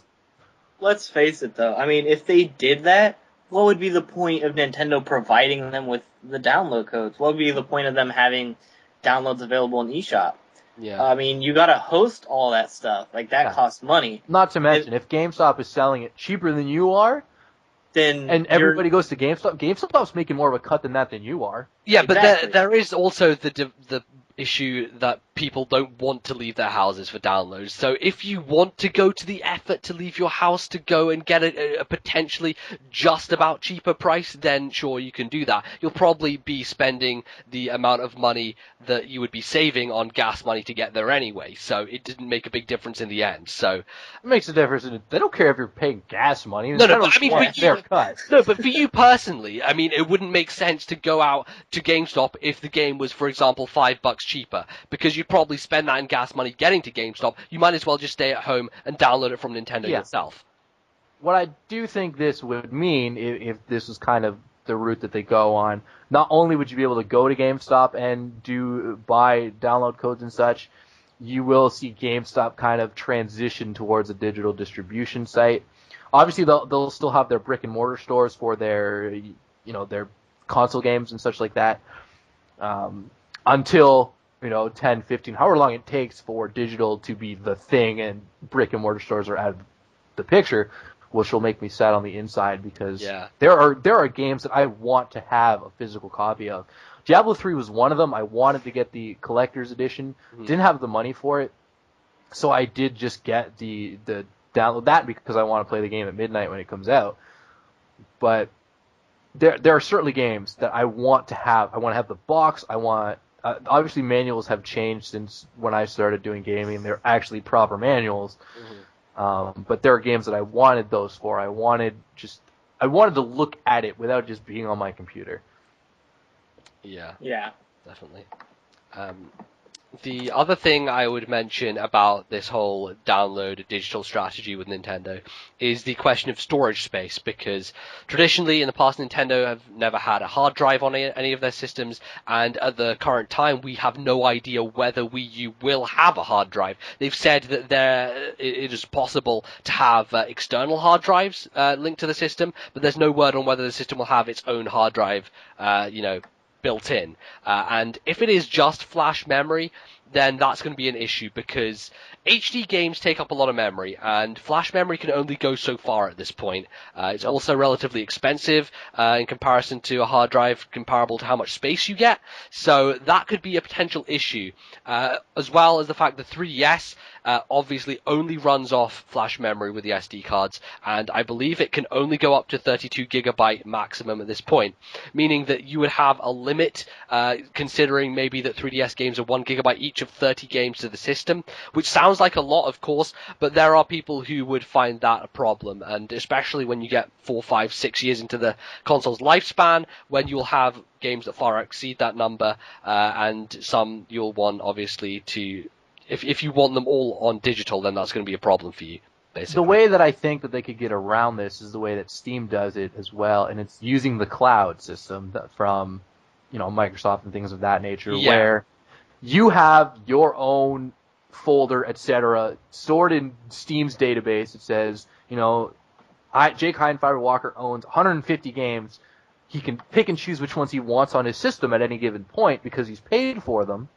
Mm-hmm. If they do that system, they could use their flash memory and have 30 games at a time. That's fine, because you're not going to be playing more than 30 games at a time. Yeah. If you are, you have the biggest case of ADD that I've ever seen. But, 10 games, that's fine. I could have 10 games going at once and just play them as I go through. And then, you finish one, you send it off, and then you get a new one. I question whether 3DS will have the ability to use the cloud, but I mean, if the Wii U does it, I think that would be revolutionary for Nintendo. I think that would be the only way they could get away with not having a hard drive, and I don't see in this day and age not having a hard drive, even if it's a piece of shit hard drive that's like 50 gigs. Yeah. It's just, the PlayStation is fine. You have the option to get certain increments. When the 360 came out, you had to buy a hard drive to have a better one. Yeah. I think they're decent enough now that you don't have to when you get a 360. But the option's there where you can buy a hard drive, and if you can plug in an external hard drive, that's cool too. I'm okay with that. Mm-hmm. But the question then becomes, is it the same hard drive I can use on my computer, or is this like the 360 where I have to get a specific Nintendo hard drive that's going to run me another $100 or whatever they cost? I don't think they would do that. I mean, you're looking where Sony... business practice. It would be very bad, but I mean, looking where Sony's gone for the Vita in terms of their storage for that, they have specific memory cards tied to, Vita-specific ones, which is really pissing people off because not only do they have to go out and find these stupid things, but also costs a hell of a lot more than your standard SD card. The good thing about the 3DS is it will use any standard SD card, which is perfect. And well, the DS, I did that too. Well, I mean, the DSi wasn't as necessary because, I mean, there was nothing that you wanted to buy from the DSi store. It was pretty terrible. But it is good that they have that universal sort of mode of memory going on, and I think that they would probably continue that for the Wii U, so it makes sense to do so. But yeah, that's pretty much that. Nintendo digital distribution. Didn't think it would happen, but hey, they can surprise us even now, so there you go. I'm sure we'll hear a lot more about it at E3. So, there we go. Absolutely. There we go. E3 coming up soon, folks. Indeed. Oh, God, we should... I can't wait for the 2.5 Gamers E3 show. I think we should do individual live casts while we're watching the streams. That would be awesome. But anyway... Yeah, because Fizz can just stream so effectively. I can. Yeah. He's great at streaming. I'm gonna go to the library. Yeah. I think that's better. Speaking of library, bring it on. What? In ancient times, bridge the gap. In ancient times, libraries stored. They contain scrolls. They contain scrolls. And what better? You can't see me, but I'm face palming right now. See how good I am at this? It's so good. But anyway, segue. What is probably our biggest topic of the week is the announcement of the Elder Scrolls Online game. Yes. Alright, so considering I'm the only true PC gamer here, I'll probably be talking most about this. Anybody who has not heard about this yet, it is... The Elder Scrolls Online is going to be done by ZeniMax Online Studios, a subsidiary of ZeniMax Media. ZeniMax Media owns Bethesda, who of course did Elder Scrolls and Fallout. They own id Software, the developer of Doom and Quake. They also own Arcane Studios, which did a game called Dark Messiah of Might and Magic, which was a really good game, by the way, in the very same style of the Elder Scrolls first-person kind of RPG. Now, ZeniMax were the head guys behind Oblivion, where Bethesda was more of the Skyrim stuff. And what they have decided to do is make an MMO, not just of the Elder Scrolls.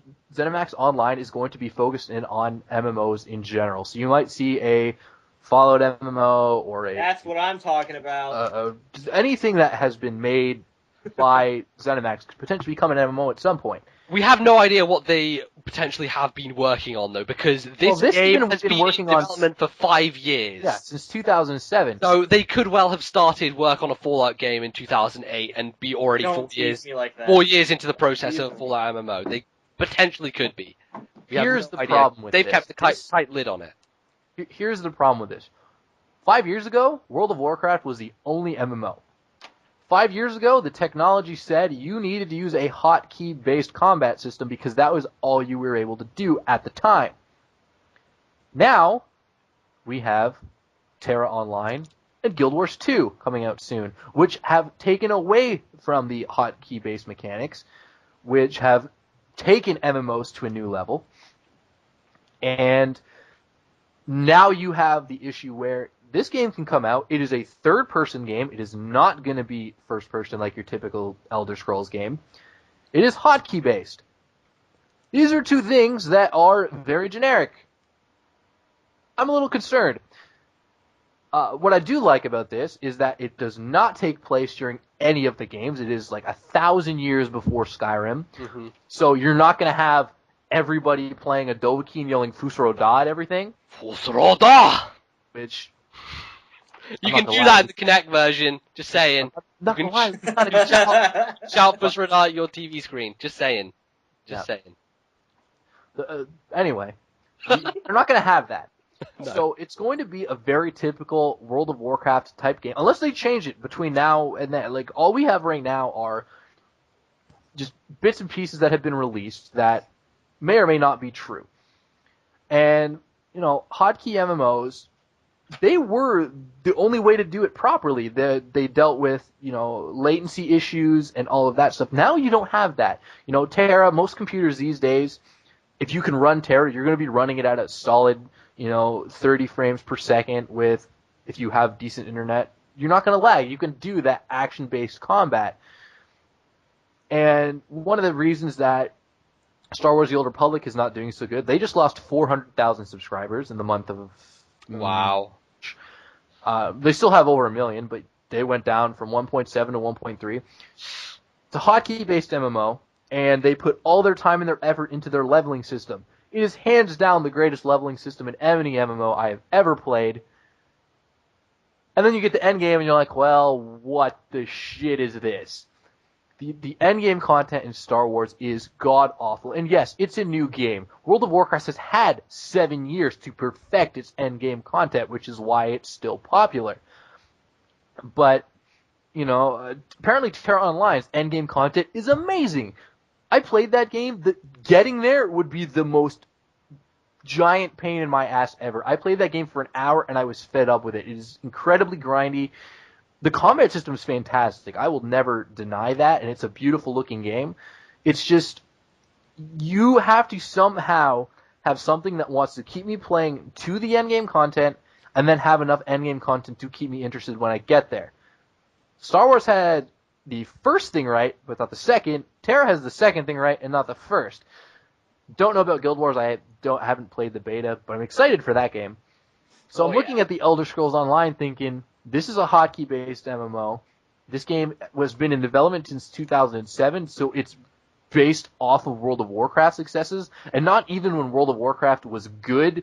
I think World of Warcraft was at its best in the Wrath of the Lich King era, just because they made their questing better.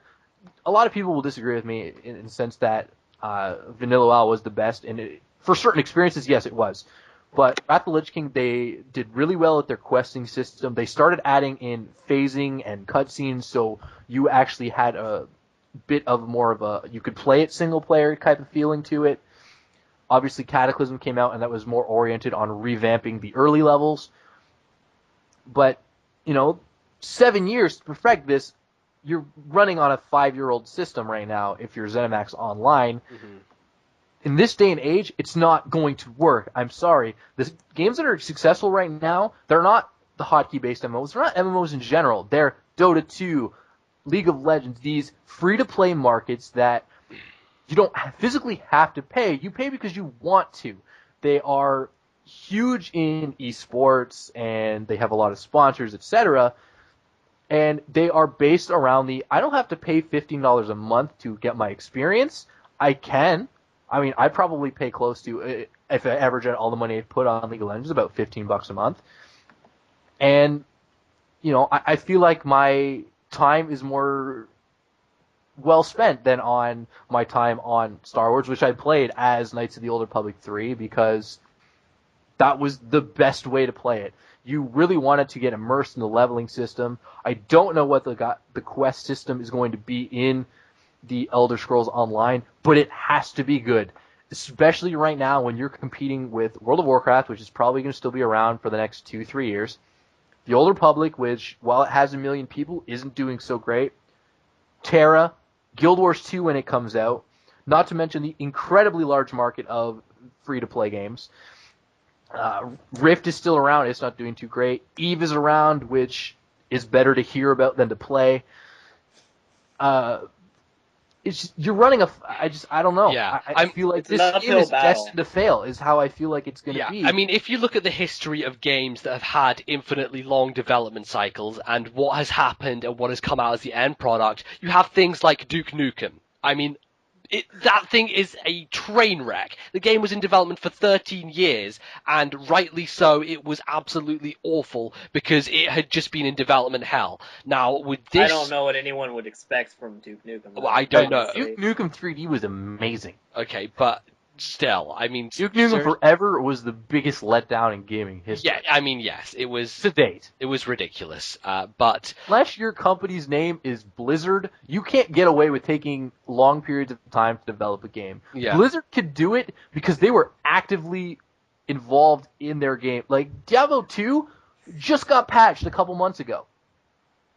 Like, that game, I believe, came out in 1999, Diablo 2. That's forever ago. 2000. Yeah. So, and especially with StarCraft. In fact, StarCraft 1 is still better in the competitive scene than StarCraft 2. And with Heart of the Swarm that's coming out later this year, Blizzard's addressing that. And, they knew that they could take 10 years because, hell, StarCraft 1 is still popular. People are still playing that shit. So, in that sense, you can get away with it, but these are not, MMOs. These are competitive-based games that have thrived and lived on the esports scene. Again, games like Dota 2, League of Legends, that's how they're surviving right now. So, and, with World of Warcraft, they have their PvP laddered, etc., etc. It's not the main aspect, but it keeps it going. Star Wars doesn't have that. That World versus World, which is really cool, and I want to do it. But it's, again, as far as I'm aware, they don't have that. Obviously, the game's not out yet, so they wouldn't. It'll be interesting to see if they kind of have this kind of stuff, and I've interrupted MBZ, I'll let them go. Yeah, I mean, a lot of what they're going to be doing with this game is obviously drawing on the fan base of the Elder Scrolls games, which are going to be obviously, I mean, this MMO is going to be starkly different from what Skyrim or Oblivion does. It just is. That's just how MMOs operate, and they can't replicate the same sort of immersive world, same sort of first-person person adventure that you get in those games. And I think that the worry is that they're going to draw in a lot of these people, and they're going to realize this isn't really what I want out of a game like this. I would love to obviously explore the entire continent and go to Skyrim and to, everywhere around the continent and do all this crap, but it just doesn't work in the MMO context. So I think that they're going to have issues there because people who are fans of the game won't necessarily be fans of an MMO in this styling.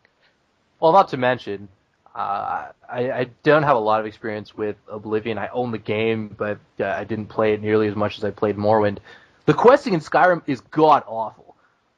I like the game, but that is just a fact. It is terrible. And if you're playing an MMO, you kind of have to quest. And when you're basing everything on questing, if they keep the same systems that they've had in the past, this game, I said, is destined to fail. Mm-hmm. You're not going to have anything innovative to keep people interested, and your questing system's bad too.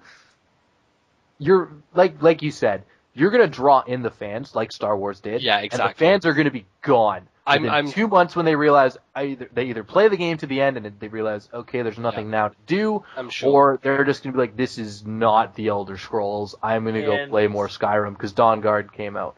or new DLC, because I'm sure they'll have another DLC pack by the time this comes out in 2015. Definitely. I mean, it's Elder inevitable. Scrolls doesn't have the fan base that Star Wars does. So, No, I mean, you're Star not Wars going is to so draw big. that many people in. No. To be fair, though, the Elder Scrolls from the PC gaming standpoint is probably one of the biggest markets. It is. You will get success. You will have immediate success. Yeah. But immediate success isn't what matters. It is the prolonged success that Yeah. really makes sense. Star Wars, they still make money.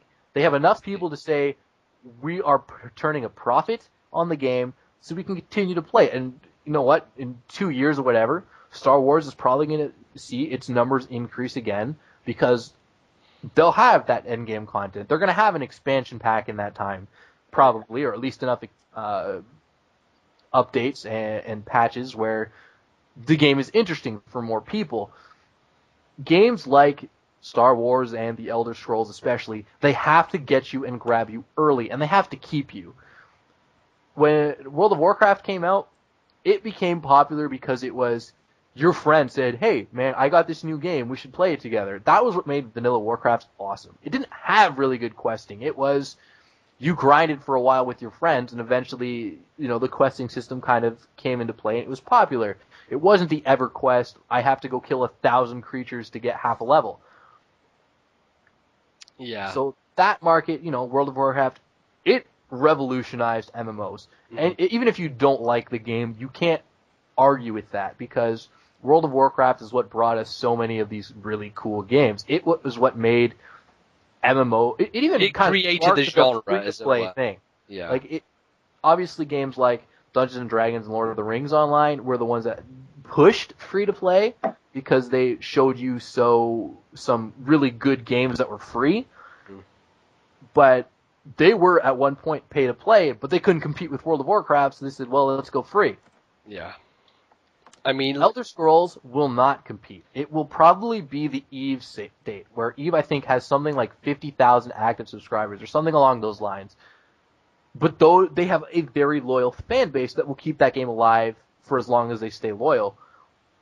And if they don't have that, this is just another game that's going to go free to play. If it does have a subscription model, we don't know this yet. Or at least I don't. I don't know if they've announced it yet. But they have to do something really cool, really early on in order to bring me in and keep me playing. I guess the real question is this going to be the next Final Fantasy XIV? Which is very possible. I mean, like, when you're competing with something like Star Wars, Star Wars in general... what was it, Final Fantasy 12? 11. 11, right. I enjoyed it for a little bit. It was a cool game, but it wasn't good enough. That was it's good, but not good enough syndrome, which is unfortunate. But a lot of games have fallen into that category. Rift was one of them. It was good, but not good enough. Now you can play 20 levels for free, and then you have to pay. And I'm sure most people that have tried Rift are kind of in that, I have nothing to play, I want an MMO. Hey, look, Rift's free, I'll do that. Or World of Warcraft is free for 20 levels. And then they don't ever subscribe, which is unfortunate, but a lot of people don't have the money to drop $15 a month right now, or they choose not to. They would rather put that money to either an indie game like Minecraft, which is now $20, I believe. I paid like $10 for it because I got it way back in alpha days. Or League of Legends, where I'm going to pay $10 for a skin and I'll feel good for the next month, etc., etc. So, cross my fingers because I am a big, big fan of the Elder Scrolls. Morrowind is still top 5 favorite games of all time. Don't stab me in the kidney, ZeniMax. I believe in you. I don't believe in you, but I believe in you. We'll see. I mean, you want to believe in them. They can't hope to have the same sort of draw as something like Star Wars, because Star Wars as itself is a ridiculous beast. I mean, I'm sure there are people who have never played video games before who picked up Old Republic because it's Star Wars. It has Star Wars on it. I think you need to rephrase that. I'm sure there are people who've never played MMOs before that picked up the Old Republic. Yeah. But Star Wars universe is so big that you could not play the game. I'm also sure that there are people who've never played video games before who probably picked it up. At least some people would have done that, because it is just such a wide-ranging franchise. It's Honestly, though, if you're a Star Wars fan, you've been playing video games for some time now. yeah. I mean, the crossover between the two fan bases is very, very, very intertwined. So The thing for me is I just find it really funny that there are so many bad Star Wars games like that have ruined the series even more than the prequels did. Connect. No, there are actual games that were legitimately bad and people didn't like them. At least Connect is so bad that people love it. Yeah. But I mean, I can't even remember some of the titles off the top of my head. But I've played games that are Star Wars. Like, why am I playing this? Let's see. There's the pod racing game. Star Wars Pod Racer was amazing. That was incredible. Whatever. I'm talking about Rogue Squadron 2. Like, first-person shooter type games that were just god awful. I remember those. Those were lackluster. Bounty Hunter was abysmal. Star Wars Bounty Hunter was probably the worst game I've ever played. Lego Star Wars is fantastic. I do like Lego Star Wars. It's cool. Yeah, I like Star Wars as well. Fizz shot it down. Lego is doing a Lord of the Rings game, and it's going to be amazing. That's going to Just be very cool. cool. It's very cool. I'll tell you what it's going to be. It's going to be all right. It's going to be fun to play. Lego makes the best right. games. I don't care what anybody says. The best games. The most entertaining games come from Lego. Here's what I want Lego you to do. Island was my jam. Here's what I want you to do. Mute your mic for 30 seconds. Fuck yourself. Lego makes the best games. How dare you? I would say that the Lego games just have that intrinsic fun value to them. They are not difficult in any way. And you love the fucking Lego game. Well, yeah, they are not difficult in any way, but there's so much care and attention put into them. Like, I really like that they are so true to the franchises that they come from, and that they have so much humor in them. That's something that I really find very appealing about them. But in terms of gameplay, yes, they are relatively boring. They get pretty stale. They are focused at a younger market, of course, but they are very well-made games. They're very polished, and they're a lot of fun. So, yeah. Like I said, Yeah, Lego I'm Island not saying they're bad. is my jam. I'm just saying they're all right. They're not the best games ever. No, of course. Jake's crazy, but yeah. They are legitimately the greatest games ever. They appeal to everybody. I hate Name you you so one much other franchise right now. that can legitimately appeal to everybody. There's enough hatred in my soul right now to turn me Sith, like this moment. Yes, Darth Fizz. Doing it. That's how much hatred I have for you right now. Amazing. I don't give a shit. Alright. You're used to it. You don't even show up on time. We're okay with you. I think, If you are under 5 feet tall and you live in California, please contact me to replace Fizzy Stardust. oh my god. Okay. I think Love you, baby. we're pretty much done with Elder Scrolls Online, so Yep. we'll move on to our last topic.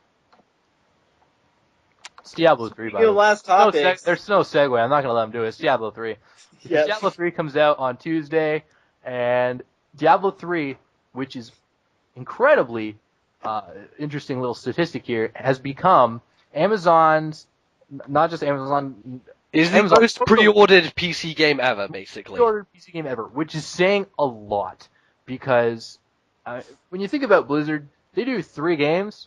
They do Warcraft, StarCraft, and Diablo. They are top 3 games in each of their genres, and Warcraft and StarCraft are in the same freaking genre, so this is a lot. I'm not talking about World of Warcraft, by the way. I'm talking about like Warcraft 3. Yeah. But, Right. I gotcha. Blizzard, they don't have to pump out a game every year, as they've shown to be amazing. Diablo 3 has been in the works forever. That game has been scrapped and remade at more times than I could probably count. And the irony is, the people who made Diablo 3 didn't make Diablo 2. Diablo 2 guys went and made Torchlight series, which is also coming out sometime soon, by the way. Mm-hmm. And I played the beta of Diablo 3. It was an hour long, and I hated Blizzard for it. I wanted to go down to California and beat the shit out of them just because I wanted more. It was incredible. It was exactly what I thought it was going to be, a very dark game that it was more challenging than I thought it was going to be, but you know, it's. I'm a little sad that some of the character classes from Diablo 2 aren't in it, which I'm sure a lot of people are, but you know, they've done a good job with what they have. I like the fact that they have. You can play with your friends in an easier situation than you could in Diablo 2. You don't have to make a private game. They actually have a legitimate like friends list now, and you just right click their name and say invite to game, come play with me, and you don't have to worry about bots or spammers or anything like that coming into your game or trolls coming in to try and kill you, etc., etc. And it's just a legitimately awesome experience, and I love what Activision has done with it. And I say Activision because they're essentially the guys behind it now because they own Blizzard, and it was time. I think I needed this game. I've been on a fix for Diablo 2 for the past 3 months, and now that Diablo 3 is coming out, I'm literally every day at midnight. I go to the calendar on my wall. I chalk down another day because Oh my God. There has not been a game I have been more excited for than this. The only other game that's come close was Kingdoms of Amalur, and I love that game still, but it's on Tuesday. I am going to be playing nothing but Diablo 3, and I will probably stream it here. So if you want to see some Diablo 3 action, you just pop on over here. So for people like me who don't really understand the premise of Diablo and what the hell it's all about, what is the essential premise of the game, and what's the idea behind it? Get fat loot. That is the game. There's a story to that game, obviously. The storyline is there are these giant demons, are called the Prime Evils. In the first game, it was Diablo, and the second game is Diablo, Mephisto, and Baal, his two brothers. And the world is kind of being overrun with demons because they are unleashed upon the world from the Prime Evils. You basically fight a one-man war. Mm-hmm. But the premise of this game is you go get fat loot. That is 100% what the game is about. It's a dungeon crawler. It's a top-down type of thing, and you basically just blow up a clusterfuck of bad guys, and they drop shiny loot. That is Diablo in a nutshell. So excellent. Sounds delicious. I mean, the dungeons are actually really fun. The bosses they're hard. I mean, Diablo 2 was easy because they just had all these AoE rape abilities that Diablo 3 doesn't seem to have. They have a nice mixture of it. And what I'm really looking forward to is getting to max level so I can go to the new 4th difficulty, which is called Inferno mode, which you just never play, by the way, Zed, because you probably won't make it through hell mode, but it's supposed to be, you can't get to it unless you're max level, and the game starts out hard. This is what I don't remember who the interview was about, but this is what they said. They said, our hardcore testers who are good at the game, we kept making it harder until they said it was difficult, and then we doubled it. Oh my God. Yes. And as you continue to play through Inferno mode and go through the acts and beat everything, you're going to get better loot, but the game gets harder as you go. Mm-hmm. And it was, I mean, I'm just looking forward to this. It's apparently designed so that you can beat it solo, but you're probably going to want your friends to beat it, even though that the more people you have in your game, the more difficulty they get that way too, so you can play solo and not be at a disadvantage to somebody who has 4 or 5 people in the game, which is nice. But, I'm telling you, man, Inferno mode is going to be my jam. I'm going to probably just go through that, die a million times, and not care. I bet you don't die as many times as I did in VVVVVV. Probably not, because I'm actually good at Diablo. Yeah. But, I was good at VV. I beat the game, motherfucker. It's a tough game. I beat it. I'm proud. Yeah. Alright, you be proud. I'm proud. Call me when you beat Super Mario World 3. That's what you say. Okay. Wow. Mister, I can't get past World 2. Jesus. I did. I beat World 2. It took me 48 goddamn minutes. Whoa! 48. But, it took me 40. Oh my god, it takes me 3 minutes to finish the first 3 worlds. Watch the whole 48-minute segment of me going through that painful journey on YouTube on my channel if you so wish. You know why he did it that way? So he could make money. No, I did it because it was hilarious as fuck. That's why. Honestly, Yeah, sure, I can't sit through it because I'm like, why the fuck did you just do that? Have you never played a platformer Yeah, before? that I That's think somebody who only plays Nintendo would know how to platform, but that's just me. honestly, I can play any other platformer, any other Nintendo platform apart from Mario 3, and I will be just fine. I watched some of your Luigi playthrough on your other channel, and you fail at that a lot too. Oh yeah, I did a little bit, but I mean that's just a different kind of monster, as it were. You know, there's some annoying shit in there, but hey. Anyways, Jake, you make me want to get Diablo 3 and play with you. You should. You I'm gonna make it happen, I think. I'll try. I have legitimately made myself broke because I bought that game instead of paying rent, but that is okay with me. Mainly because I have really cool landlords and they don't really care. But don't actually skip your rent if you want to buy this game, people. Yeah, no, that's bad. Not No, I got games I can sell and stuff, so. Yeah, I mean, no, I have Modern Warfare 3 if anyone wants to buy it, so. nobody's gonna want to buy it. You won't even. Just sell it. You'll get like $20 from GameStop. Even GameStop doesn't want to buy that shit from you. I know. Anyways, you guys. No, I think Diablo is. There hasn't really been a good dungeon crawler since Diablo 2. People have tried. Well, Torchlight was good, but it's not like Diablo. It's Diablo in the sense that it's a dungeon crawler and you go around getting fat loot, but the atmosphere and the graphics and the whole context of the game has changed, so it's not Diablo. And there hasn't been a game that has pulled me in and just been Diablo for me. And the only game I think that has come close is a MMO that's coming out. It's a free-to-play MMO called Path of Exile, and it would be, if Diablo 2 is released now, it would look like Path of Exile, which is really nice. I'm glad that they have captured that essence. But because Diablo 3 comes out on Tuesday, I don't care about it anymore, which is sad because this is a game that has so much promise, but it's not Diablo 3, so if it releases anytime soon, nobody's going to care. That's So, what I'm talking. Yeah. Mhm. Basically, anything released this month is tough toenails, baby. well, what I found really amusing was there was an article that said Runic Games were going to announce the release date of Torchlight 2 after Diablo 3 came out. Wow. Okay. Like, very smart move. That's a genius move. Because they know that their game is going to be popular. And you know, I'm going to love Diablo 3 to death. When Torchlight 2 comes out, I might actually just switch to that for a bit. Not only will it be newer, but they do a lot of the things that Diablo doesn't do well. And it's just a nice, different experience.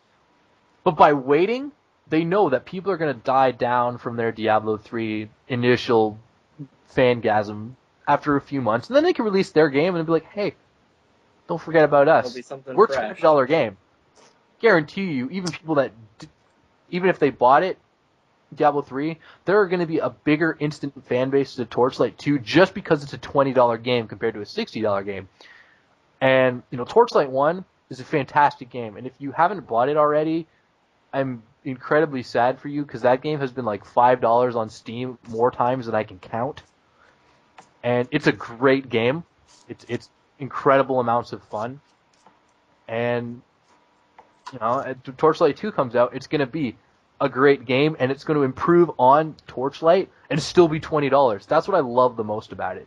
It is a AAA quality title for a third of the price. Awesome. That's very cool. But as far as Diablo 3 goes, I do know I can count. I just have to use fingers and toes, okay? So anything above 20 is hard to deal with. But Yeah.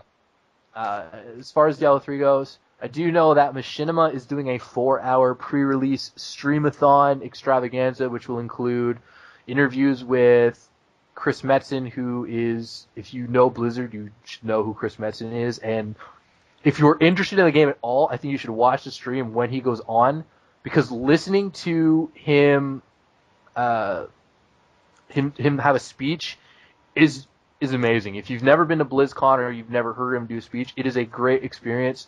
He is somebody that he has a way with words. He's incredible, and I know that I'll be watching it because it'll help me get through those 4 hours before the game comes out. Otherwise, I'll be literally clicking on the icons to kind of play it. Can I play it? Can I play it for 4 hours? Mm-hmm. I'm excited, and I will probably be streaming that game unless the game screws me over like the beta did, and everybody in the world tries to log in at the same time and the servers break. Which they probably will do, and it probably will happen, It and then probably you'll will, cry. but I'm going to cross my fingers and hope that I can get in at 12:01, and if I do, I will probably be streaming it for like 24 hours, unless I actually have to go do an appointment or something. So, look forward to that.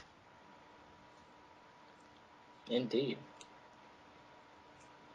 I don't EV. I don't play Pokemon. So, bam. Your EV can just suck it. Everybody knows Leafeon is the best EV. Oh, snap. Got him. What up? Pokemon puns. Indeed. But I think that's about it for our news, etc. I'm sure that we could take a few question caller inquiries, death threats, etc. if anybody has them. We didn't mention it earlier, but you just add McBoss, who is in the chat. Hopefully he'll just say hi. You can find him on Skype, ask him a question. We'll bring you in. And, Yes. I'm sure that we'll hear from a certain Nagi sometime in the near future. Mm-hmm. Yeah. So if you do have a question, then just add McBoss on Skype, and he'll drag you in, and you can ask us live. That's right, we're real people. It's true. So there you go. He'll do that. So let's play the waiting game while I eat an apple. What do they call apples over there? Apples. I call them apples. Is it a grayish Apples. apple? An apple. Are you They call appling? it red spheres. Red spheres. Circles. Mm-hmm. By the way, Zed, you are the Skype caller, so you actually have to make sure to I am not. deal It's with not caller. going. Considering we have one right now. And look, it's Nagi. How you doing, Nagi? Hi, how you doing? Hey, Nagi, welcome Hi. back. Long course. time no talk. It's like you haven't been in our podcast ever before. I know, right? It's crazy. Yeah. It's been like 5 months apart, basically. I know. Oh. So, my question is, what's your thoughts on the Wii U leaked launch list, and do you think that's better than the 3DS launch list? Okay, so you're referencing that Blockbuster UK basically leaked a Yeah. list. And if you guys haven't seen it, here's a link of it. Okay, but basically Blockbuster UK leaked a list of games that are potentially going to be launch titles for the Wii U. A lot of it includes things which are like stuff that we know is already confirmed. So Pikmin Wii U, obviously, New Super Mario Bros. Me, and then you have some weird shit like Target Shield Pose, which was a A game called Zombie. It was a tech demo at the Nintendo E3 floor show last year, but clearly is not going to be a standalone game. That makes no sense whatsoever. It's not going to be a standalone game. If anything, they'll pack that into some kind of Wii Sports sequel when the system launches. I'm sure they'll do that. I'm sure they'll put those mini games like the Chase Me, Find Me, the Shield Pose. I'm sure they'll take all those games and bundle them in some kind of Wii U collection that will ship with the system when it goes out. But I'm pretty sure that someone has come out to say that this list is just speculation at this point.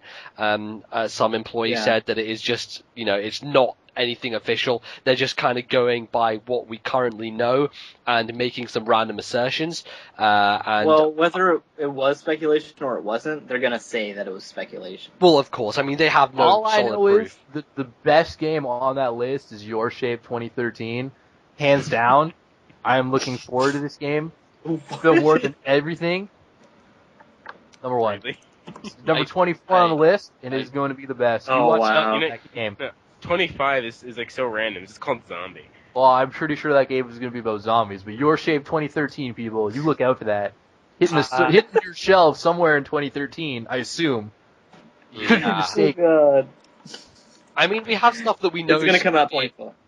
coming. Stuff like, obviously, Assassin's Creed 3 has been confirmed, Arkham City's confirmed, Darksiders 2 is confirmed, Aliens Colonial Marines is confirmed, Ghost Recon Online, Killer Freaks from Outer Space, all those What things. is Formula One All-Stars? I don't know have what that is. no clue, but it's probably... racing Well, game. it's a racing game. There's like 10 racing games on this list. What the hell? There's Yeah. also like 7,000 But racing games are random easy to do on release, though. Mm-hmm. I mean, even if you look at a game like Midnight Club 2, it's a And like Rockstar game. they get That their own game- shooter as part of their launch. Talking, Nagi, you shut up. Oh yeah?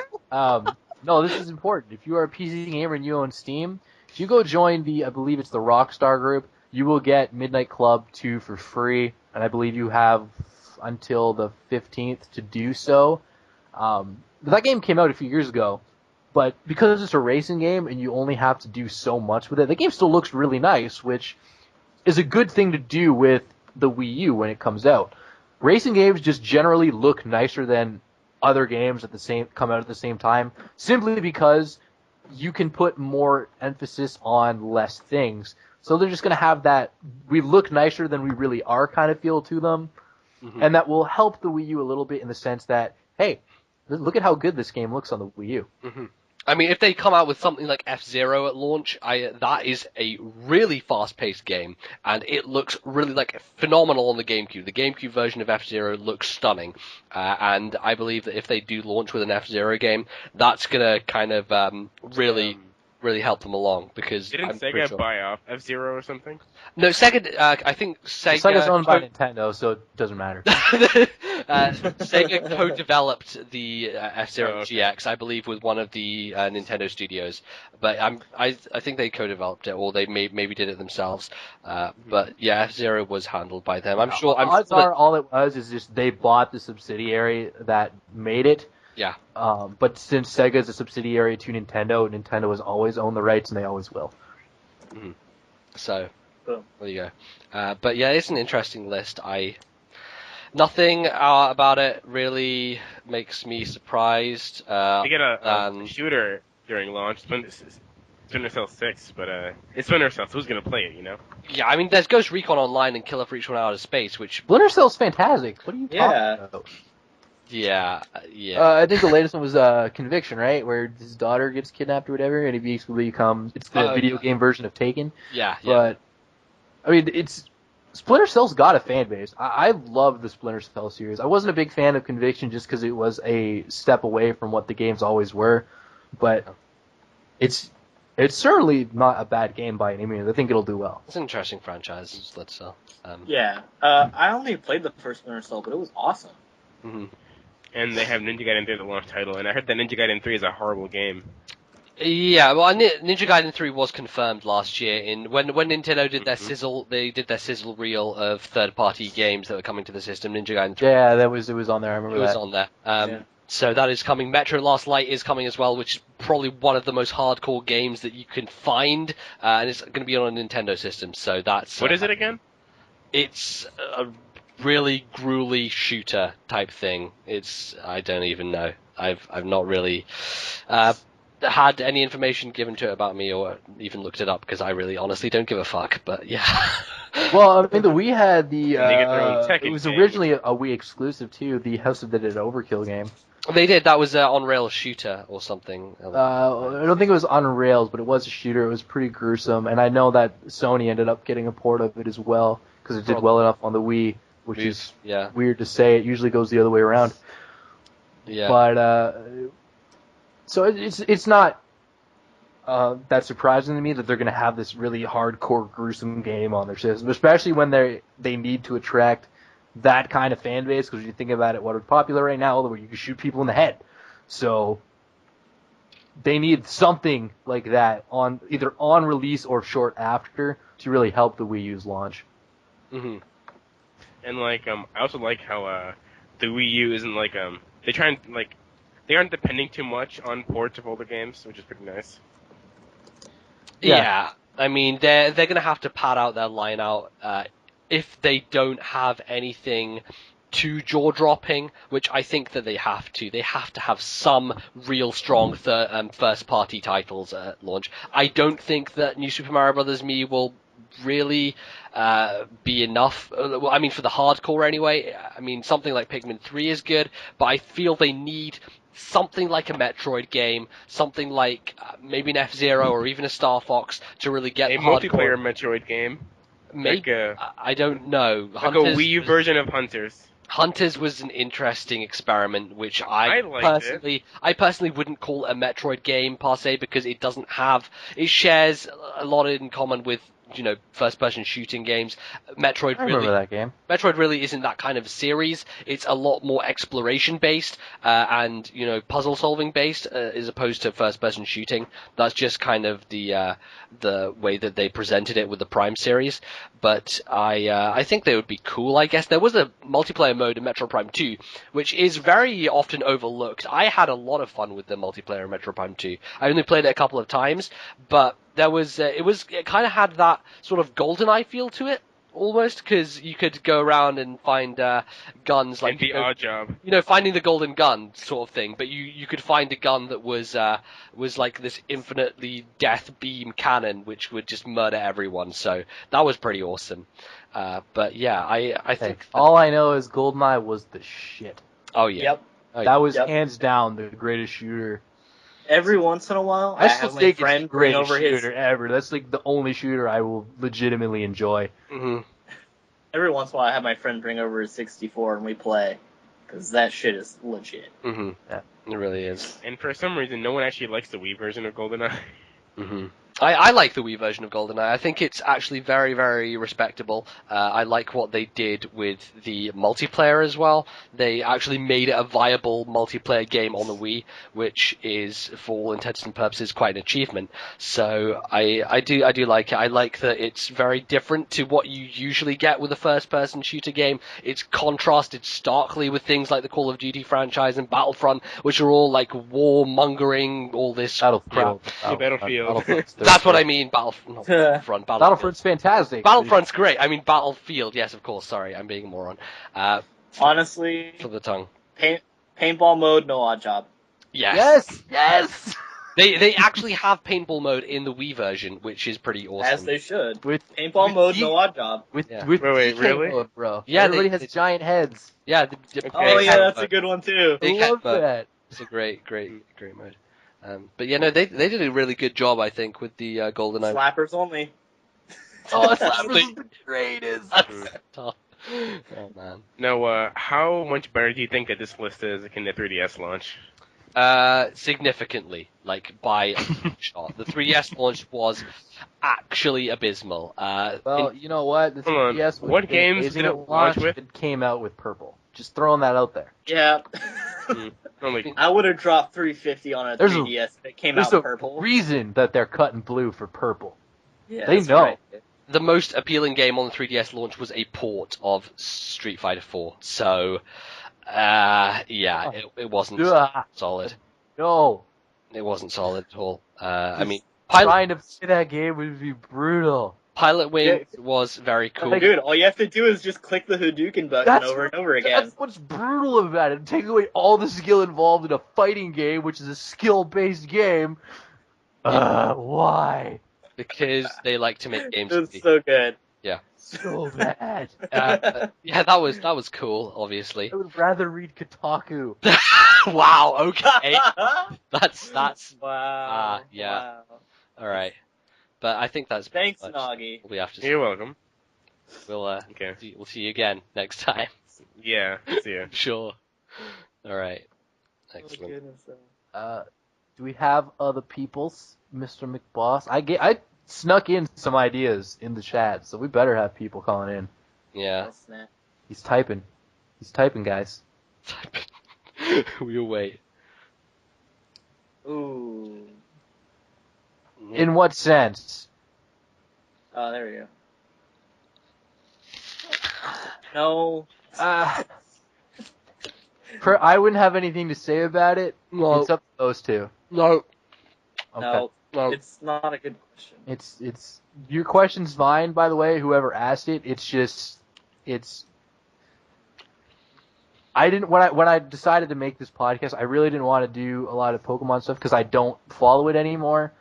And when I asked these two, I kind of asked them to see if they wanted to take a step away from the Pokemon scene, Yeah, which which I do. is in some ways a good sense for them, but I know a lot of their fans and a lot of the people that come to these streams, I've followed them because of their Pokemon stuff. Yeah. And there's nothing wrong with it. It's just I think it's nice to take a break from things every once in a while. Mhm. So, whoever asked that question, maybe if you PM it to Wild Chase, he'll answer it. But Yes, so it's good. not the greatest question for what we want to do right here and now. This is true. If Now, if you anyone guys- else has like some kind of gaming industry type question, then feel free to add McBoss and call. And if we don't have any, then This hasn't answered everybody yet, yeah, according to the chat. yeah. So if you do So want let's talk more about that peeing game, right? Oh god. Anyway, if you guys want to ask a question at that guy that I just typed in the chat on Skype, he will bring you in. We do ask that it is preferably about video games as a whole. If you want to talk about our opinions on a release of something, cough, Black Ops 2 cough. But we could even just talk about that as an offshoot anyway. well, I kind of put that out there just because we did talk about it before the show started. And I as much as I don't like Call of Duty, I think it's actually a legitimately interesting topic. But we could just talk about it while we wait. Oh, wait. Sure. Yeah. Come in. There you go. We also talk about DBZ Connect. You know you're gonna get it. Yeah, I know. That's weird. I can't see the guy.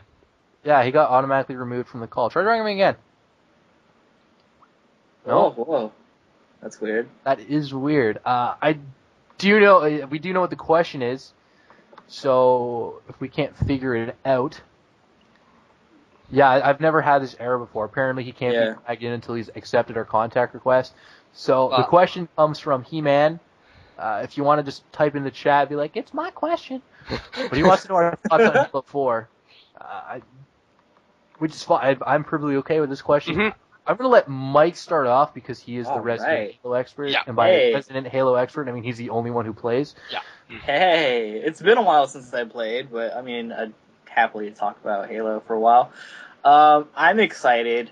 Last we left off in the Halo journey of Master Chief, he's floating through space, and there's the cliffhanger at the end of like Halo 3 or whatever, where whoops, he's not dead. He's just like in space somewhere, and it's crazy.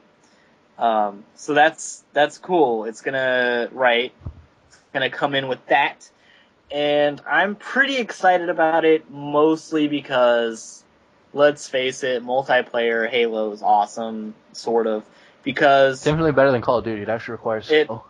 it's way better than Call of Duty, honestly. And then I know a ton of people who actually play, and like, so it's way more exciting. And like, the Halo community for multiplayer is just crazy, like, funny. Like, I don't know. It's way more exciting. I like the, like, people racing to get the sniper and being butthurt if you don't get it. And just, it's way more trolly also. So everything about the Halo multiplayer is just cool. So I'm really stoked about it. I'm really stoked to play with some good friends. I'm really stoked to hopefully have a good campaign story, right? It's probably going to suck, though, right? The thing that interests me about Halo is initially it started off with the moniker of being that online game where all the fucking 12-year-olds go and shout at each other. Funnily enough, that moniker has now been moved to the Call of Duty franchise, so Halo is now a lot more respectable, which is kind of funny. So I'd be interested in messing around with it. I've played Halo before in the past. I suck balls at it because I'm not good at first-person shooters in general. So yeah, I think it's interesting, and I'd be interested in playing it, but not really that excited. Oh, you totally should. Yeah. Me and Nick are gonna play it together. It's gonna be awesome. I would have to acquire a 360 in order to do that, so, you know. Just do it. Stop whining. I have no interest in getting a 360 in this No. time. Maybe if it's $99. Hey, Maybe if I didn't have to pay for Xbox Live, then maybe. But no. what if you paid $99 and a $15 a month subscription fee? As long You'd have as to make more money on YouTube first. Yeah. Really, like seriously. No audio. Hold on. I'm going to pause. Hold on. Restart stream. Apparently the audio cut. I had I accidentally unplugged my mic partway through that. So That's fine. that's probably what it was. Yeah, that's okay. Anyways, I'm excited about Halo because I'm like halfway decent at the game when like I get some like practice in. Like, yeah, there's always like a learning curve because it's harder to play than Black Ops or Call of Duty or whatever. It's just very like pick up and play game. Yeah. Like I can pick up a Call of Duty game and just play and like be pretty decent at it. But Halo, it definitely takes like, if you're not playing it every day, it takes a good like 30 minutes to an hour to like kind of get right back into it for me. Yeah, But well, yeah. I mean, for me, I have Black Ops sitting in my drawer. Not that I ever played it anymore, but the thing that I liked about Black Ops was exactly that. I could get in, throw down for 5 minutes, 2 matches, whatever. Okay, I'm done. I got my fix. You can never play that game and go back or play for the first time and not feed horrendously. In Halo, there's actually skill, which when I played Halo with friends, we were douchebags a lot of the time. We typically would find all Rockets games and just kill our entire game and be booted the second the game started. But I don't know. As somebody who doesn't own a 360, wasn't all that into Halo, I will never hate on Halo for what it did for not just FPSs, but the matchmaking system as a whole. Halo Online, the first Halo Combat Evolved, was really the game that made the matchmaking systems what they are today, and more than first-person shooters have adopted this, so I'm perfectly fine with the Halo 4. The problem now for me is it's not the same company, if I am correct? Like, is it Bungie? It's not Bungie, No, is Bungie it? doesn't do them anymore. It's not Bungie anymore. Bungie It's doesn't. not? They sold it. They sold the rights. They're done. Hold Oh, on then. I have no idea. So that's where because now you're you're running into that what I call the sci-fi, the typical sci-fi. developed by 343 Industries. Yeah, that's who owns it now. So it's what I call the sci-fi syndrome, where it stopped working 3 products ago, and it's just we are putting out more of the same product to milk money. So I'm trying to think. I don't want to beat that guy because I was a Star Wars fan, but Star Trek to me did this a lot. Whereas, like, why is there another Star Trek? Mm-hmm. And it's more than the sci-fi do it, but I just call it the sci-fi syndrome because I see it more often in science fiction than anything else. Yeah. But yeah, I mean, especially when it's no longer the company that made the game, like the original game, they want nothing else to do with it. Now I think you're running the risk of having a game that your fans aren't going to like, and then does the Star Wars thing where you kind of drop the entire series down a notch. I think Halo can survive it, no problem. Obviously, Star Wars has done it about 3 dozen times where things have made that look bad, yeah. but who knows? Mm-hmm. Oh well. Go for it. If you own a 360, I'd say go for it. Oh yeah, definitely. If you don't have a 360, I wouldn't recommend going out to get one. No, that's a lot of money to play one game. Yeah. But that's what I did do for God of War 3. I bought a PS3 specifically for that game. Yeah, but you play other stuff now. Oh yeah, absolutely I do. But it's a system yeah, seller. Just more on Halo and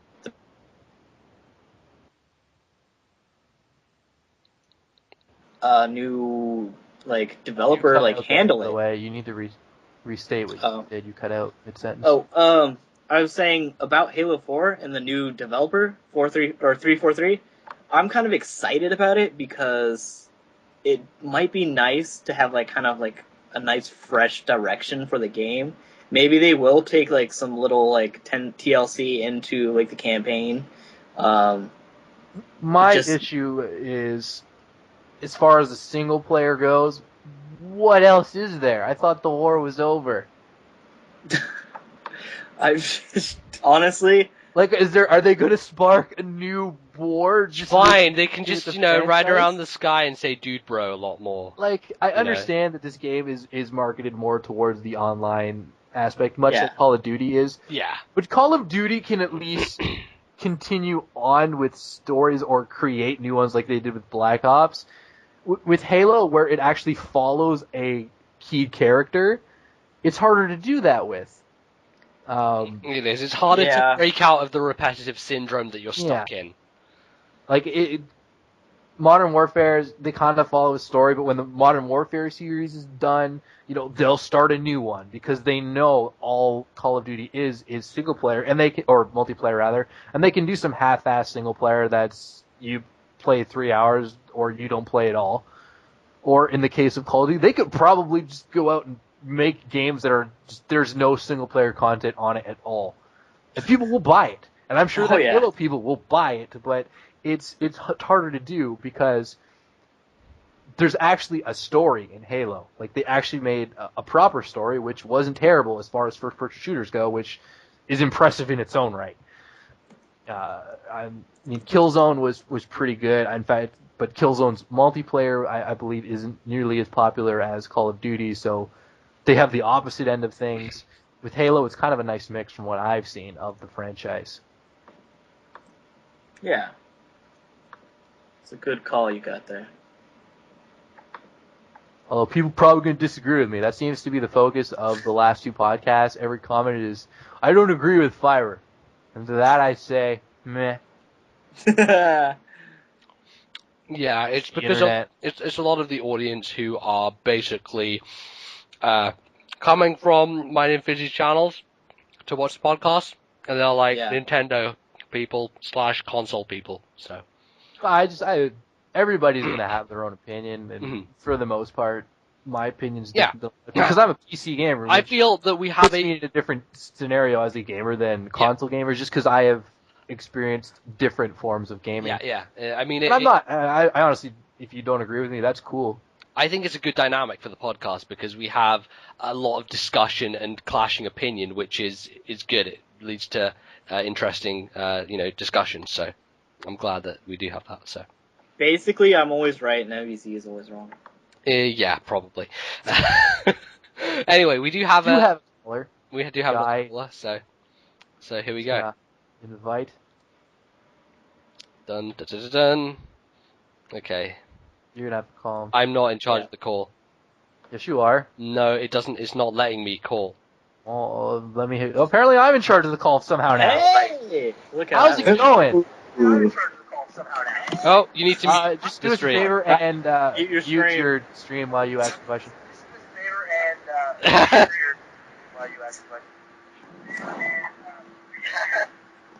Hello. Hello? There you go. Oh, Just sorry. mute your stream real quick. So Yeah. I'm kinda Skype new, so that's okay. yeah. So my question is, do you think digital distribution will make video games more profitable, or? Digital distribution making businesses more profitable. I think that at this stage in the game, we're at a point where it's going to be a major way of making money in the future, and it's essentially in the future going to be the only way of making money from video games. So Not just video games. Not as video time goes on, everything's going to be made 100% digital distribution. It's not going to be anytime soon, simply because as the technology has evolved. If you look at Blu-ray, a typical, just look at video files. You could go online and download a new movie. They're usually under a gigabyte. If you want the Blu-ray version, they are 4 to 8 gigabytes, depending on how big the movie is. And current internet providers don't give you enough. Either for me, I have a limit on how much I can download every month. Not to mention the fact that the speed is, I mean, if Mike was trying to Amen, download sister. a movie that was Blu-ray, it'd probably take him about 3 months, where I could do it in 3 hours. But then I would hit like 3 movies and I couldn't download anything else anyway. So as the technology improves and we have that opportunity, yeah, things are going to be amazing in digital distribution. And it's obviously a great market right now. Steam is the big juggernaut in video games right now. They're pretty sure they make more than everybody. Mhm. And you see all sorts of these new companies. EA is doing it. They know they can't compete with Steam, and they don't like Steam for whatever reason, so they're trying to make their own market. So kudos to digital distribution. I love it. I love Steam. I buy everything online now. In terms of in terms of making things profitable for businesses, though, I think at the current time, it depends really. You have on one end Nintendo, who have been the most profitable console company this generation, who have pretty much said nothing on the front of digital downloads until this point. And, you know, they've been perfectly fine, making a very healthy profit without needing to rely on it. So it's not necessarily something that increases profits in a business, but, you know, if you do have it, then it's going to be beneficial, I feel. Well, here's the thing. First and foremost, Nintendo's bleeding money. We talked about that last time. They are now, yes. How profitable are they? But when you do things digital, you don't have to pay for discs and boxes and paper and all that stuff. That's all money that you're not going to spend nearly as much money on a server to host the stuff as you are on all the materials that are being shipped out. Plus, you don't have to pay for shipping, which is huge. I mean, if you think about it, to even mail a letter or a package from you to your grandma or whatever, it's not cheap. And just because it's a big company and they make lots of money, it doesn't mean they get insanely low prices for it. Logistics still cost a lot of money, so that's a bunch of money that they're saving that they'll might be a little bit more profit in terms of digital distribution. But again, this is not anything that's happening anytime soon. So the digital aspects help things in sense that not only is it more convenient for people, which allows people to buy from home, which has become popular even with the credit card issues that came with, you know, the PlayStation, or we know it's happened in the past with other companies that have had credit card information released, but it's I love digital distribution. I think it is a fantastic thing, and I'm sure businesses love it too, just because of how easily they can market their stuff. Mm-hmm. Yeah. And that's the thing right there. You said the two magic words. Cost effective is a businessman's favorite 2 words. Yeah, but also they will lose the ability to sell things like, for example, the night goggles they came with Modern Warfare 2, or the RCXD, for example. Yeah, Well, that is a good point. I mean, when you have things which are sort of special packages, I mean, for example, the Diablo bundle that just came out with the art book and the copy of Diablo 2 on that cool USB memory stick, all that awesome stuff is stuff that, yes, I don't feel that that's going to go away, because there's always going to be people, there's always going to be a market for something like that. But when you get to that point, I don't think that they'll be shipping actual physical discs with those packages. What they will most likely do is ship all the awesome content with it, but they'll probably provide a download code at that point when we're moving into that system. What you'll likely see is kind of what I alluded to earlier with GameStop, is companies will still have brick and mortar stores, but they'll still have the online functionality of a digital distribution site where, you know, I go on GameStop.ca and I buy Diablo 3, and they give me the code that allows me to go on Battle.net, input the code, says I own the game. But if I buy the collector's edition, not only do I get that code, they're going to send me, like MBZ said, a box with the art, the figurine, whatever the collector's edition or whatever types of goodies that you want to get. Collector's editions are great. I love them. I've only bought a couple in my lifetime, but the fans who love a franchise will go out and buy them, and that just gives another market. So the ease of digital distribution, I think it just might be, even if GameStop goes away, you go on Triarch.com or whatever, they have their own store and says buy the game, get the cool goodies, we'll mail it to you. It's just instead of buying it from a retailer, you're buying it direct from the publisher. Mm-hmm. I'll tell you right now, I spent way too much money on the Force Unleashed 2 Collector's Edition. But Yes, it's yes, worth you did. it in the end. No, it wasn't. It I'm sure really you- wasn't. It was See? not worth it. There are It was- some games that there are fans for, they'll buy it and then they'll regret. But Yep. Regretted that one right away. I got a But, fucking golden Wiimote from buying the Skyward Sword Collector's Edition. I have no regrets. yeah, but that was a good purchase. It was a 'cause great that was only like purchase. like you would 10 bucks legitimately enjoy the more. game, and Yes. Dude, I mean, that was when only you look like at, when 10 you look bucks at more Skyrim, also. the And Skyrim you Collector's need Edition, Wii Motion Plus to play it. So Yes, yeah. that's a good purchase. the, Well, I the mean, it's awesome. Skyrim Collector's Edition, when it came out, I believe was somewhere between $120 to $150. It was a great collector's edition. I physically couldn't buy it. I was barely able to buy the game at $60. The Diablo Collector's Edition is $100. And, you know, there are some times when collector's editions are more cost effective. I mean, when you think about it, the Diablo Collector's Edition, you get Diablo 1 and Diablo 2 plus the expansion for free on a USB device that they're sending with it anyway. When you think about it, all the stuff that they give you would probably equal that extra $40 that you're spending, and you're getting all these really nice goodies that you want anyway. At least I want them, but Mhm. Yeah. what I hope you can do, even though I'm sure they will never do it, is have the at least some of the items from the collector's editions of games available for purchase afterwards.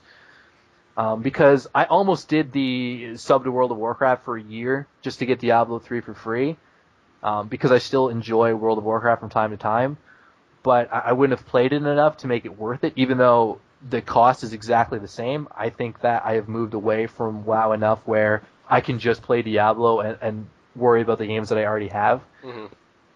But, I mean, if I did that and I had the money for the collector's edition, I physically couldn't do it, which made me really upset. Yeah. Which it was a good model for Blizzard, but I don't know if they ever did change it, so you could just pay the extra $40, whatever. But I that don't know. you here and there. But thanks for the question. That was a really good question. Thank you very much. Bye. Yeah, have a good one, man. Cheers. Awesome. And if there's any other questions, you can Yeah. add McBoss on Skype. Well, we'll probably take one or two more. It is getting Yeah. a little bit later, and Fizz does have to work today. That's why we held it a little earlier than usual. Mm-hmm. Whee! We'll Making just- that money. Making that money all Actually, day, all night. Have McBoss. Yeah, we'll just see. We will see. I think there may be a Black Ops 2 question or something, but you could try. You could try. Yeah, try it. That's the wrong person. There Yeah. we go. Call. Okay, here we go. There you go. Just make sure your stream is muted. Hello? Yeah. He-Man. Well, Hey there. how is it going, kind sir? It's going very well. Awesome. Listening to the podcast and everything. Awesome. So, what's your question? I just wanted to ask, what do you guys think about the fact that Black Ops 2 is going to be in 2025 instead of the regular 2010, 2012 games? Why hasn't this been done before? Yeah. I like the horses. Hi, Yeah, the first. horses. That better be a Yeah, kill that looks streak where pretty you epic. could actually get on a horse and just ride around. That would be the only one I'd ever want. The awesome thing about this game is that it is finally doing something to innovate with the Call of Duty series and trying to shake the mold of it's the same game we release every year to make billions of dollars and laugh at you all as you all buy it. It's good. I'm glad that Treyarch is obviously behind this again, because Treyarch in general do better Call of Duty games than Infinity Ward do. So I'm glad that they're the ones at the helm here, and they are definitely pushing the boundaries on Call of Duty franchise. I believe the stuff with the horses is stuff to do with the past, because there's going to be like Yeah, half the game is in like the 80s or whatever, and the Yeah. other half in the future, because it's the same. If I'm right, the old man in the trailer is actually the He's the main character from the Yeah, original that's- Black Ops, right? Yeah, it's Mason. Mhm. Yeah. It's, in the 2025 story, it's Mason's son. That's the main character as you play. So yeah, and there's giant robots. So how do you go wrong with giant robots? And Call I of don't think you can. It's like the video game Michael Bay wishes he could make. Exactly. That's a good way to put it. That's so perfect. Hmm. But I'm actually watching the trailer right now as we It's- talk about it. I'm curious to know. Here's the thing: Call of Duty. Everybody knows Call of Duty single player is garbage, and it's been that way for quite a while now. And are they tricking us with this really cool looking trailer, or is the campaign legitimately going to be decent? And if it is, I might actually purchase this game, which They've said some it very interesting boggles things. my mind that I even just said that. They've said some very interesting things regarding the single player campaign. The fact that it's going to have branching paths and there's going to be options in terms of like perhaps sort of moral choices in the same vein as something like a Mass Effect or something. But something like that implemented into a single player campaign, I think, is a good step forward. Well, if Definitely. they do it and they do it properly, it's not going to be a 3-hour campaign. It will be It'll be at least 15, 10. 20 hours. If their moral choices matter. If they don't matter, then there's no reason to have them in there anyway. Yeah. But if they do actually make a purpose and the story changes, then yeah, you're probably going to see something along the lines of 15 to 20 hours. That's a good amount of time, especially Really for a Call solid. of Duty game. That's But like 3 to 4 single player runs on the other games.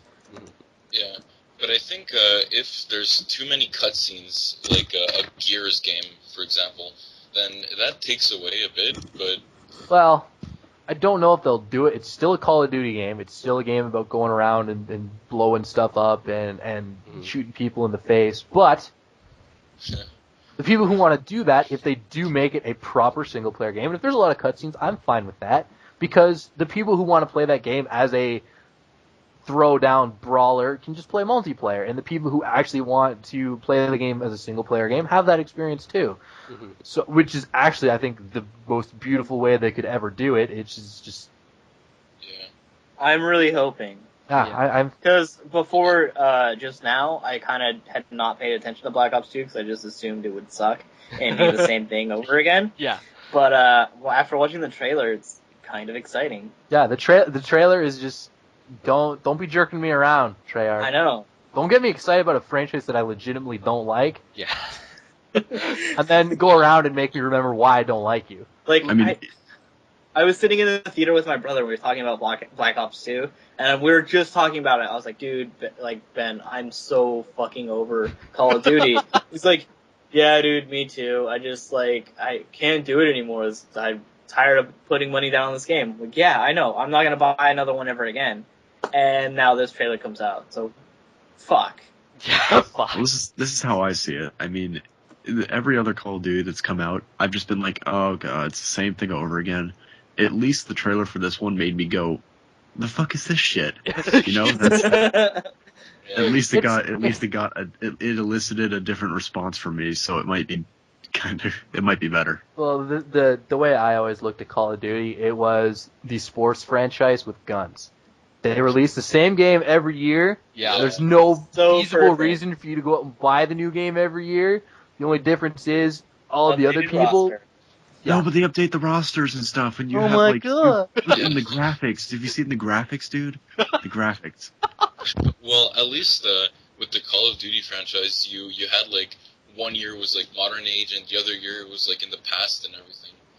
There is that. I'll give them that. But at the end of the day, it's you run around and shoot people. Yeah, Yeah. it's very true. I mean, with Madden, it's you throw a football and you have to score touchdowns. I don't care that it looks nicer, and then they have the new rookies. It's obviously Madden's a little different. They do add innovation every year, but with Call of Duty, I don't see it as much. Granted, I don't play it nearly as much, Mhm. but I don't think that taking away some broken kill streak from one game and then adding in another broken one in this one counts as innovation. So if there's horses, man, I'll buy it. If that's a kill streak, Yeah. I physically buy that game. Yeah. One thing I noticed about the trailer, it showed like a couple of point of use from vehicles. Like like personally, I like when in the story mode, you don't only play shooter. You could also play like in vehicles and Yeah, I remember Yeah. early on in the Black Ops campaign, you're on the snowmobile. Snowspeeder, yeah. Mm-hmm. It's very cool. It definitely adds a freshness to the single-player campaign, and if they implement those kind of vehicles in the multiplayer, it makes that a lot more interesting as well. So, yeah, like a battlefield type game, like Mhm. where you could fly jets and helicopters and tanks. Yeah, that's Yeah. pretty interesting. definitely. And before they don't do that. Oh man. And the interesting is, this game has just been announced. It has already broken the Pre-orders. pre-orders of Modern Warfare 3.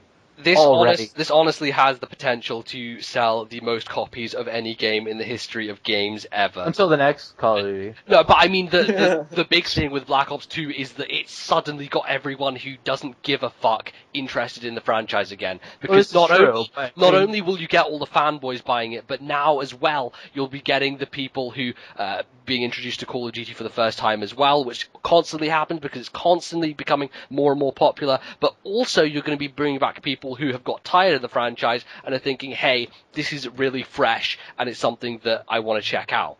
Well, alternatively, and I think a lot of the people might do what I'm going to do, is they're going to wait and see. They're going to wait till the game comes out. They're not going to pre-order it. Most of the pre-orders are the fanboys. Yes. And the way Call of Duty has worked is every time the new game has been announced, they shatter the record of the old one for pre-orders. So in that sense, I'm not surprised that that Black Ops 2 has already outsold Modern Warfare 3. Mm-hmm. But you're right. There are new people who are going to get involved, and there are some of those people who have already pre-ordered. Me, I'm going to wait.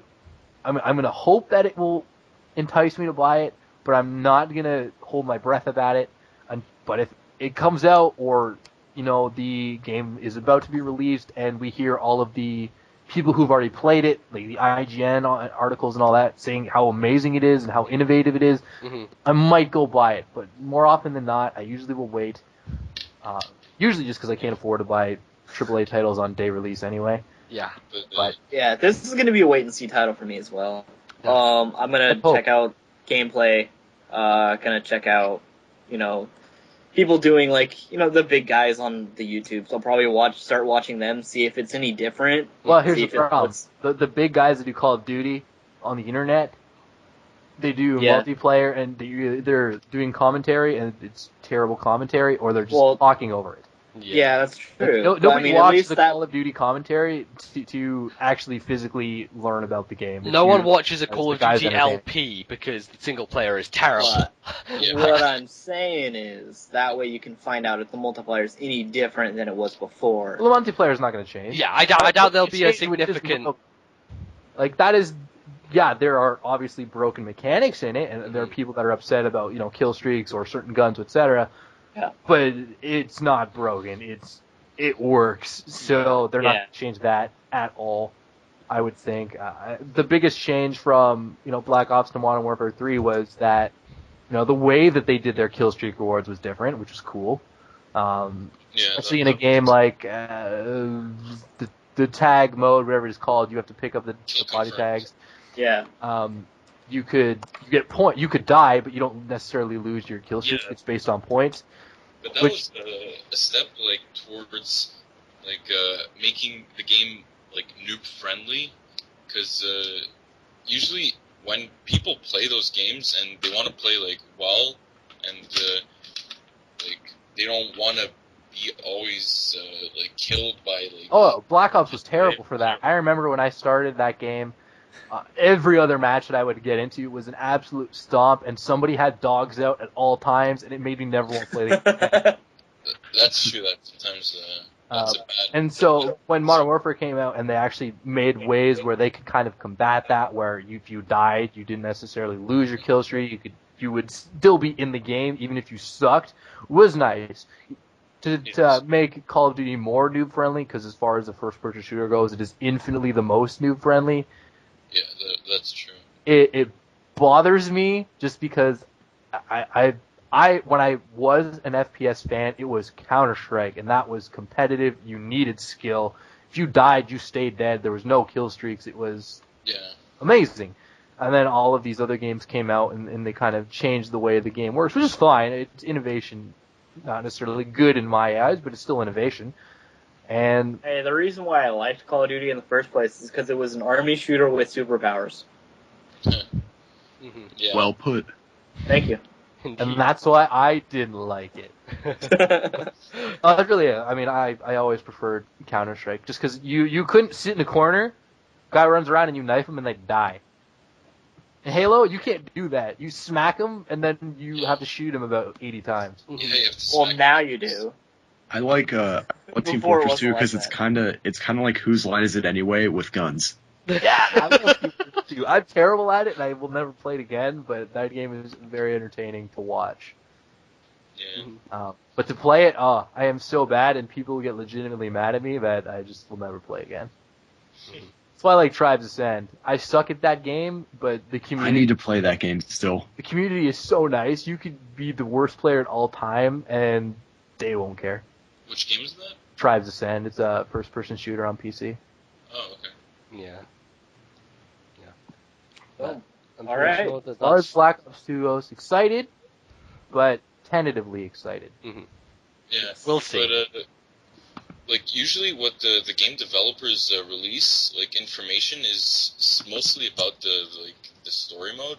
So maybe like some commentators will cover that, and that'll give like a bigger approach on the game. I'm sure they Obviously, will. a lot of the machinima directors will, especially if the single player is good and innovative, you'll see them cover it. Yeah, they will. Yeah. No doubt. No doubt they will. Every because- time a decent mod comes out for Minecraft, it's all over the Ogscast channel. Yeah. So it's, I mean, Captain Sparkles doesn't do it nearly as much anymore. They both do snapshots every time they come out. So obviously, when there's something new and exciting, the people that are interested in the games will want to hear about it. I'm sure that Machinima will probably be the better place to go to see that kind of stuff.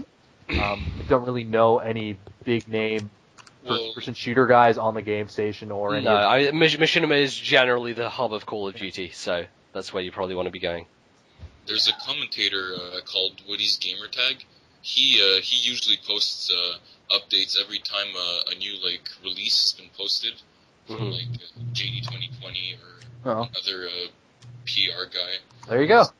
Yeah. So there'll probably be lots of people like that doing. Yeah, So. I'm sure. That'll be a game that I'll look out for sure. Awesome. So yeah, thanks very much for the question. Yeah, thanks. That was a great question. Awesome. Thanks. Yeah, thank you. Okay. All right. So what do you say? Do we have one more? Do we have maybe? time for one more? Do we have another one, McBoss? Ferris, do you have a question, Ferris? Yeah. Do I have a question? You want to contribute to this podcast that you have now officially become a part of? Oh, officially, I'm touched. Regular Officially got member. official. A regular member. Regular, like my poop cycle. If you could choose to stop time for 10 minutes or rewind time for 10 minutes, assuming a 10-minute cooldown between uses, which one would you choose? Stop time. Stop I don't know. time Think or about it. rewind time? If you could rewind time but for what 10 if minutes, for you the could live last with no 10 regrets. When You could live with no regrets if you could rewind time for 10 minutes. You could do How? something like, How? alright, let's say you Because- want. Okay, how about for Because the you last change 10 your course of action. Nah, You don't yeah. just don't It's like relive doing. the same It would 10 be minutes. like doing a pick your own adventure book because you would always go to the next page and kind of read if you died or not, and then go back. You'd be able to do that in And you real go, life. oh, didn't take my finger off. Didn't take my finger off the it doesn't page. count. Yeah. Okay. If you just pause time, nothing happens. You You're can just do in a so world where many nothing- things that you wouldn't normally be able to do if you pause time.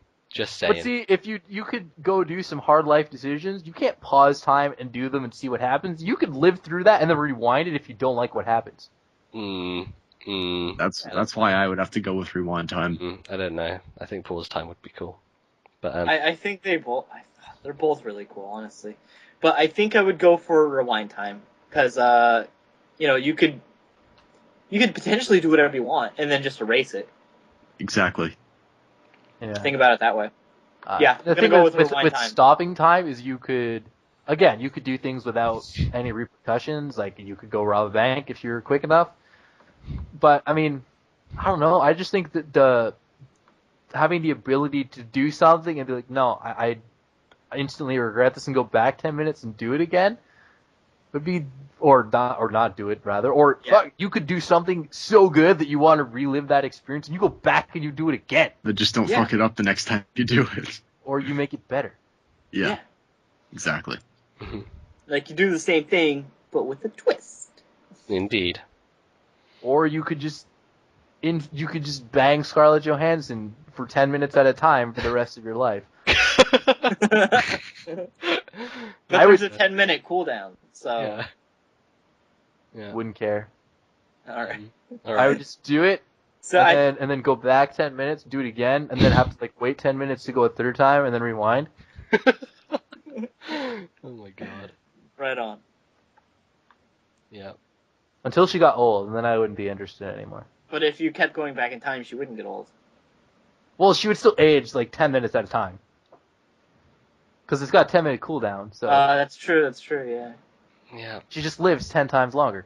Okay. What if she might be really smoking hot as an old person though? I think we need to end this before we just go into just talking about crap for the next however many minutes we've You're got. just jealous because you have a stupid power. Oh, Yeah. whatever. Fuck you. Yeah. Lost time. Ugh. Oh, whatever. Like- All the cool kids rewind time. Yeah. Okay. Anyway, That should be the we've been tag- going. Like the Flash in the Justice League. Nobody really cares about you because all you do is run quick. We have real power. Yeah. Running quick is an awesome power, don't you? You're the Aquaman of us. The Aquaman. Exactly. And we're all Batman. Okay. Yeah. Well, Exactly. we're not real heroes. We just have a lot of money. Yeah. That's fine with me. True. Okay. I think we can end it there. That's been enough. Yeah, we're real heroes. Alright. Stream. This has been What? Aquaman and the Batmans. What? The Batmans. You know what? You should comment on this video with an answer to that question. Would you rather stop time or rewind time? No, because then all the comments are going to be bullshit, and none Because of yeah, but that's fine. Because then they're not just telling me how bad I am. Okay. Oh my god. Okay. Anyway, should we plug Alright. ourselves and then get the fuck out? Shameless Horse. Yes. You two, anything cool going on this week? Go ahead. I am probably not doing anything interesting apart from the usual, cause that's what I do. So, Five Guys and a Gigalith tomorrow, and then Face Lock, etc. battles throughout the week with Mario Kart interspersed. Ba-dum-bumps. Mario Kart with Ferris? Mhm. Man, he's here right now. Yeah, he is. He's I am right here. now. Right now. Awesome. So, Facebook, Twitter, YouTube, Sure. go for it, Nubs. Oh, Twitter, NBZ, ENNBEEZED. The fucking Facebook /LordNBZ and YouTube /Emperor'sNub. Done. Wait, I have a complaint. You Go. cannot tell someone that you spell Z with a Z. You said Z as in Z-E-D. That doesn't work. I Then can't. you, I can't. then you create a logic loop, and now the universe is going to implode on itself. You just divided by 0. Are Look, you happy? Yep. I'm not. I am physically unable to say the other version apart from when Z. You can't say Z? No, the only time I'm allowed to say it is when I say Dragon Ball Z because that's just set in stone. I So can't. Dragon Ball Z? No, you can't. No. Fuck that. No, you can't. No, it's Dragon Ball Z. No. Was it Dragon Ball Z when it aired over there? Yeah, Or because was it they. Dragon Ball Z? No, it's just Dragon Ball Z because they aired the American voice track and everything in the American Okay. intro. So. I feel like that's. Oh my God, you know what would be the to best watch thing that ever? entire Wait. series if it was British. Oh, Oh, dick. I know that. I would just say I the cannot best thing ever. imagine them- British Goku. I It would be cannot- so. It would be amazingly terrible. Okay, so Did- we. We do like everything on the Krillin, Science Channel. I'm gonna go gather the Dragon Balls, and then we're gonna wish back Piccolo. Oh, I It would be love like that just the to hear them say original Star Wars vowels. trilogy. It's so cheesy and crappy effects, but it's amazing. I can't even. It'd be like your Doctor Who. Okay, if we keep going, this is going to become a case of he said, she said. All right, guys. So, All right, Fizz, go ahead. on my channel, you'll be looking forward to a what's it called? Konami Code NL. Yeah, I'm gonna be doing Konami Code NL. Be reviewing the Avengers movie. You haven't read my Avengers Sick as review. fuck. I Sick have. as fuck. Yeah, movie. it is, and Joss Whedon is a freaking genius. And Go if to you've Fizz. never watched a Joss Whedon show ever, you're stupid, and I told you so. So, Avengers review, all that stuff. I'm going to be doing Pokemon trading card game stuff because that's what I do now. But yeah, Konami Code NL is coming, episode 2. On Twitter, you can find me at Elfizz, that's ELFIZZ. Facebook, Facebook is /FizzyStardust, YouTube is /FizzyStardust. Tumblr, thefizz.tumblr.com. Cool. Ba-dum-bum.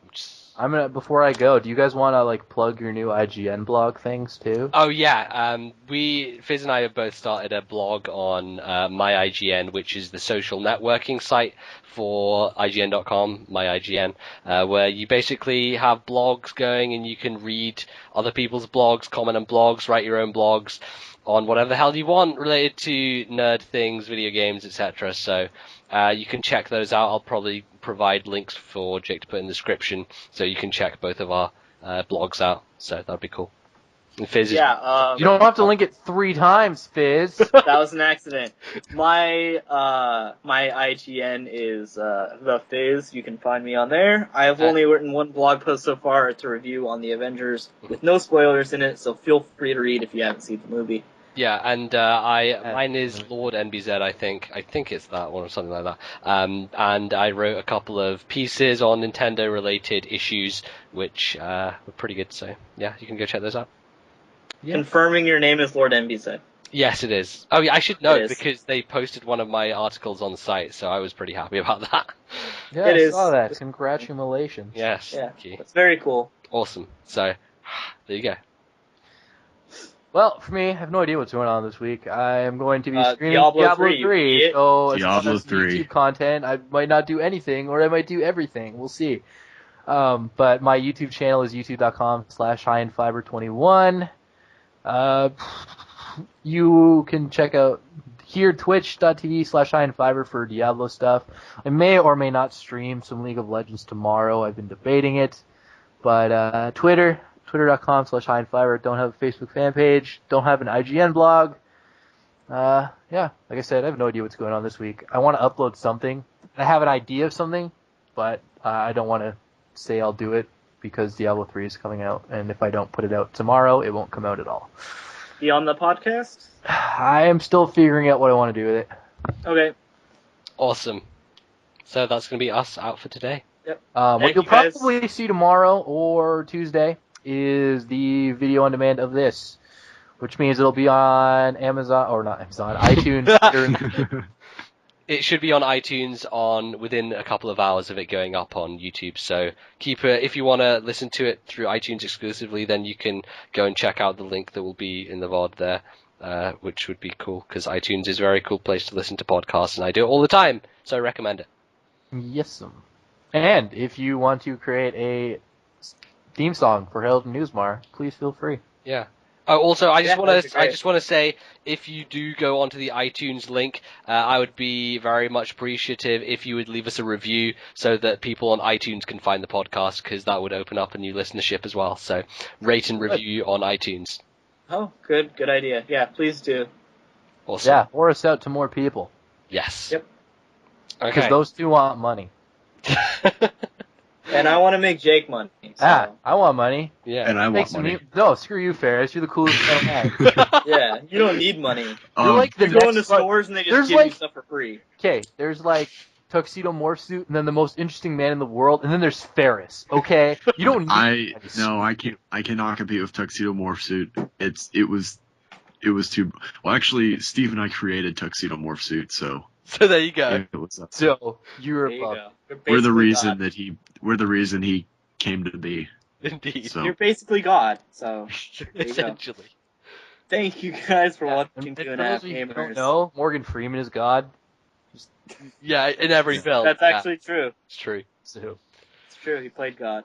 Yeah. Morgan Freeman's gonna die, and then What do you mean make the played? movie of his own life from beyond the grave. Yeah. Oh dear. He's gonna be like the Tupac hologram.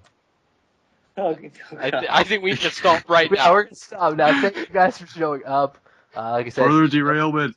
a few days, and no idea when we'll do another one, but we will at some point. Yes. And we appreciate Soonish. you guys coming out. Feel free to tell your friends to come out. And that is us riding off into the sunset. Good day. Goodbye. Goodbye. Bye. Yeehaw.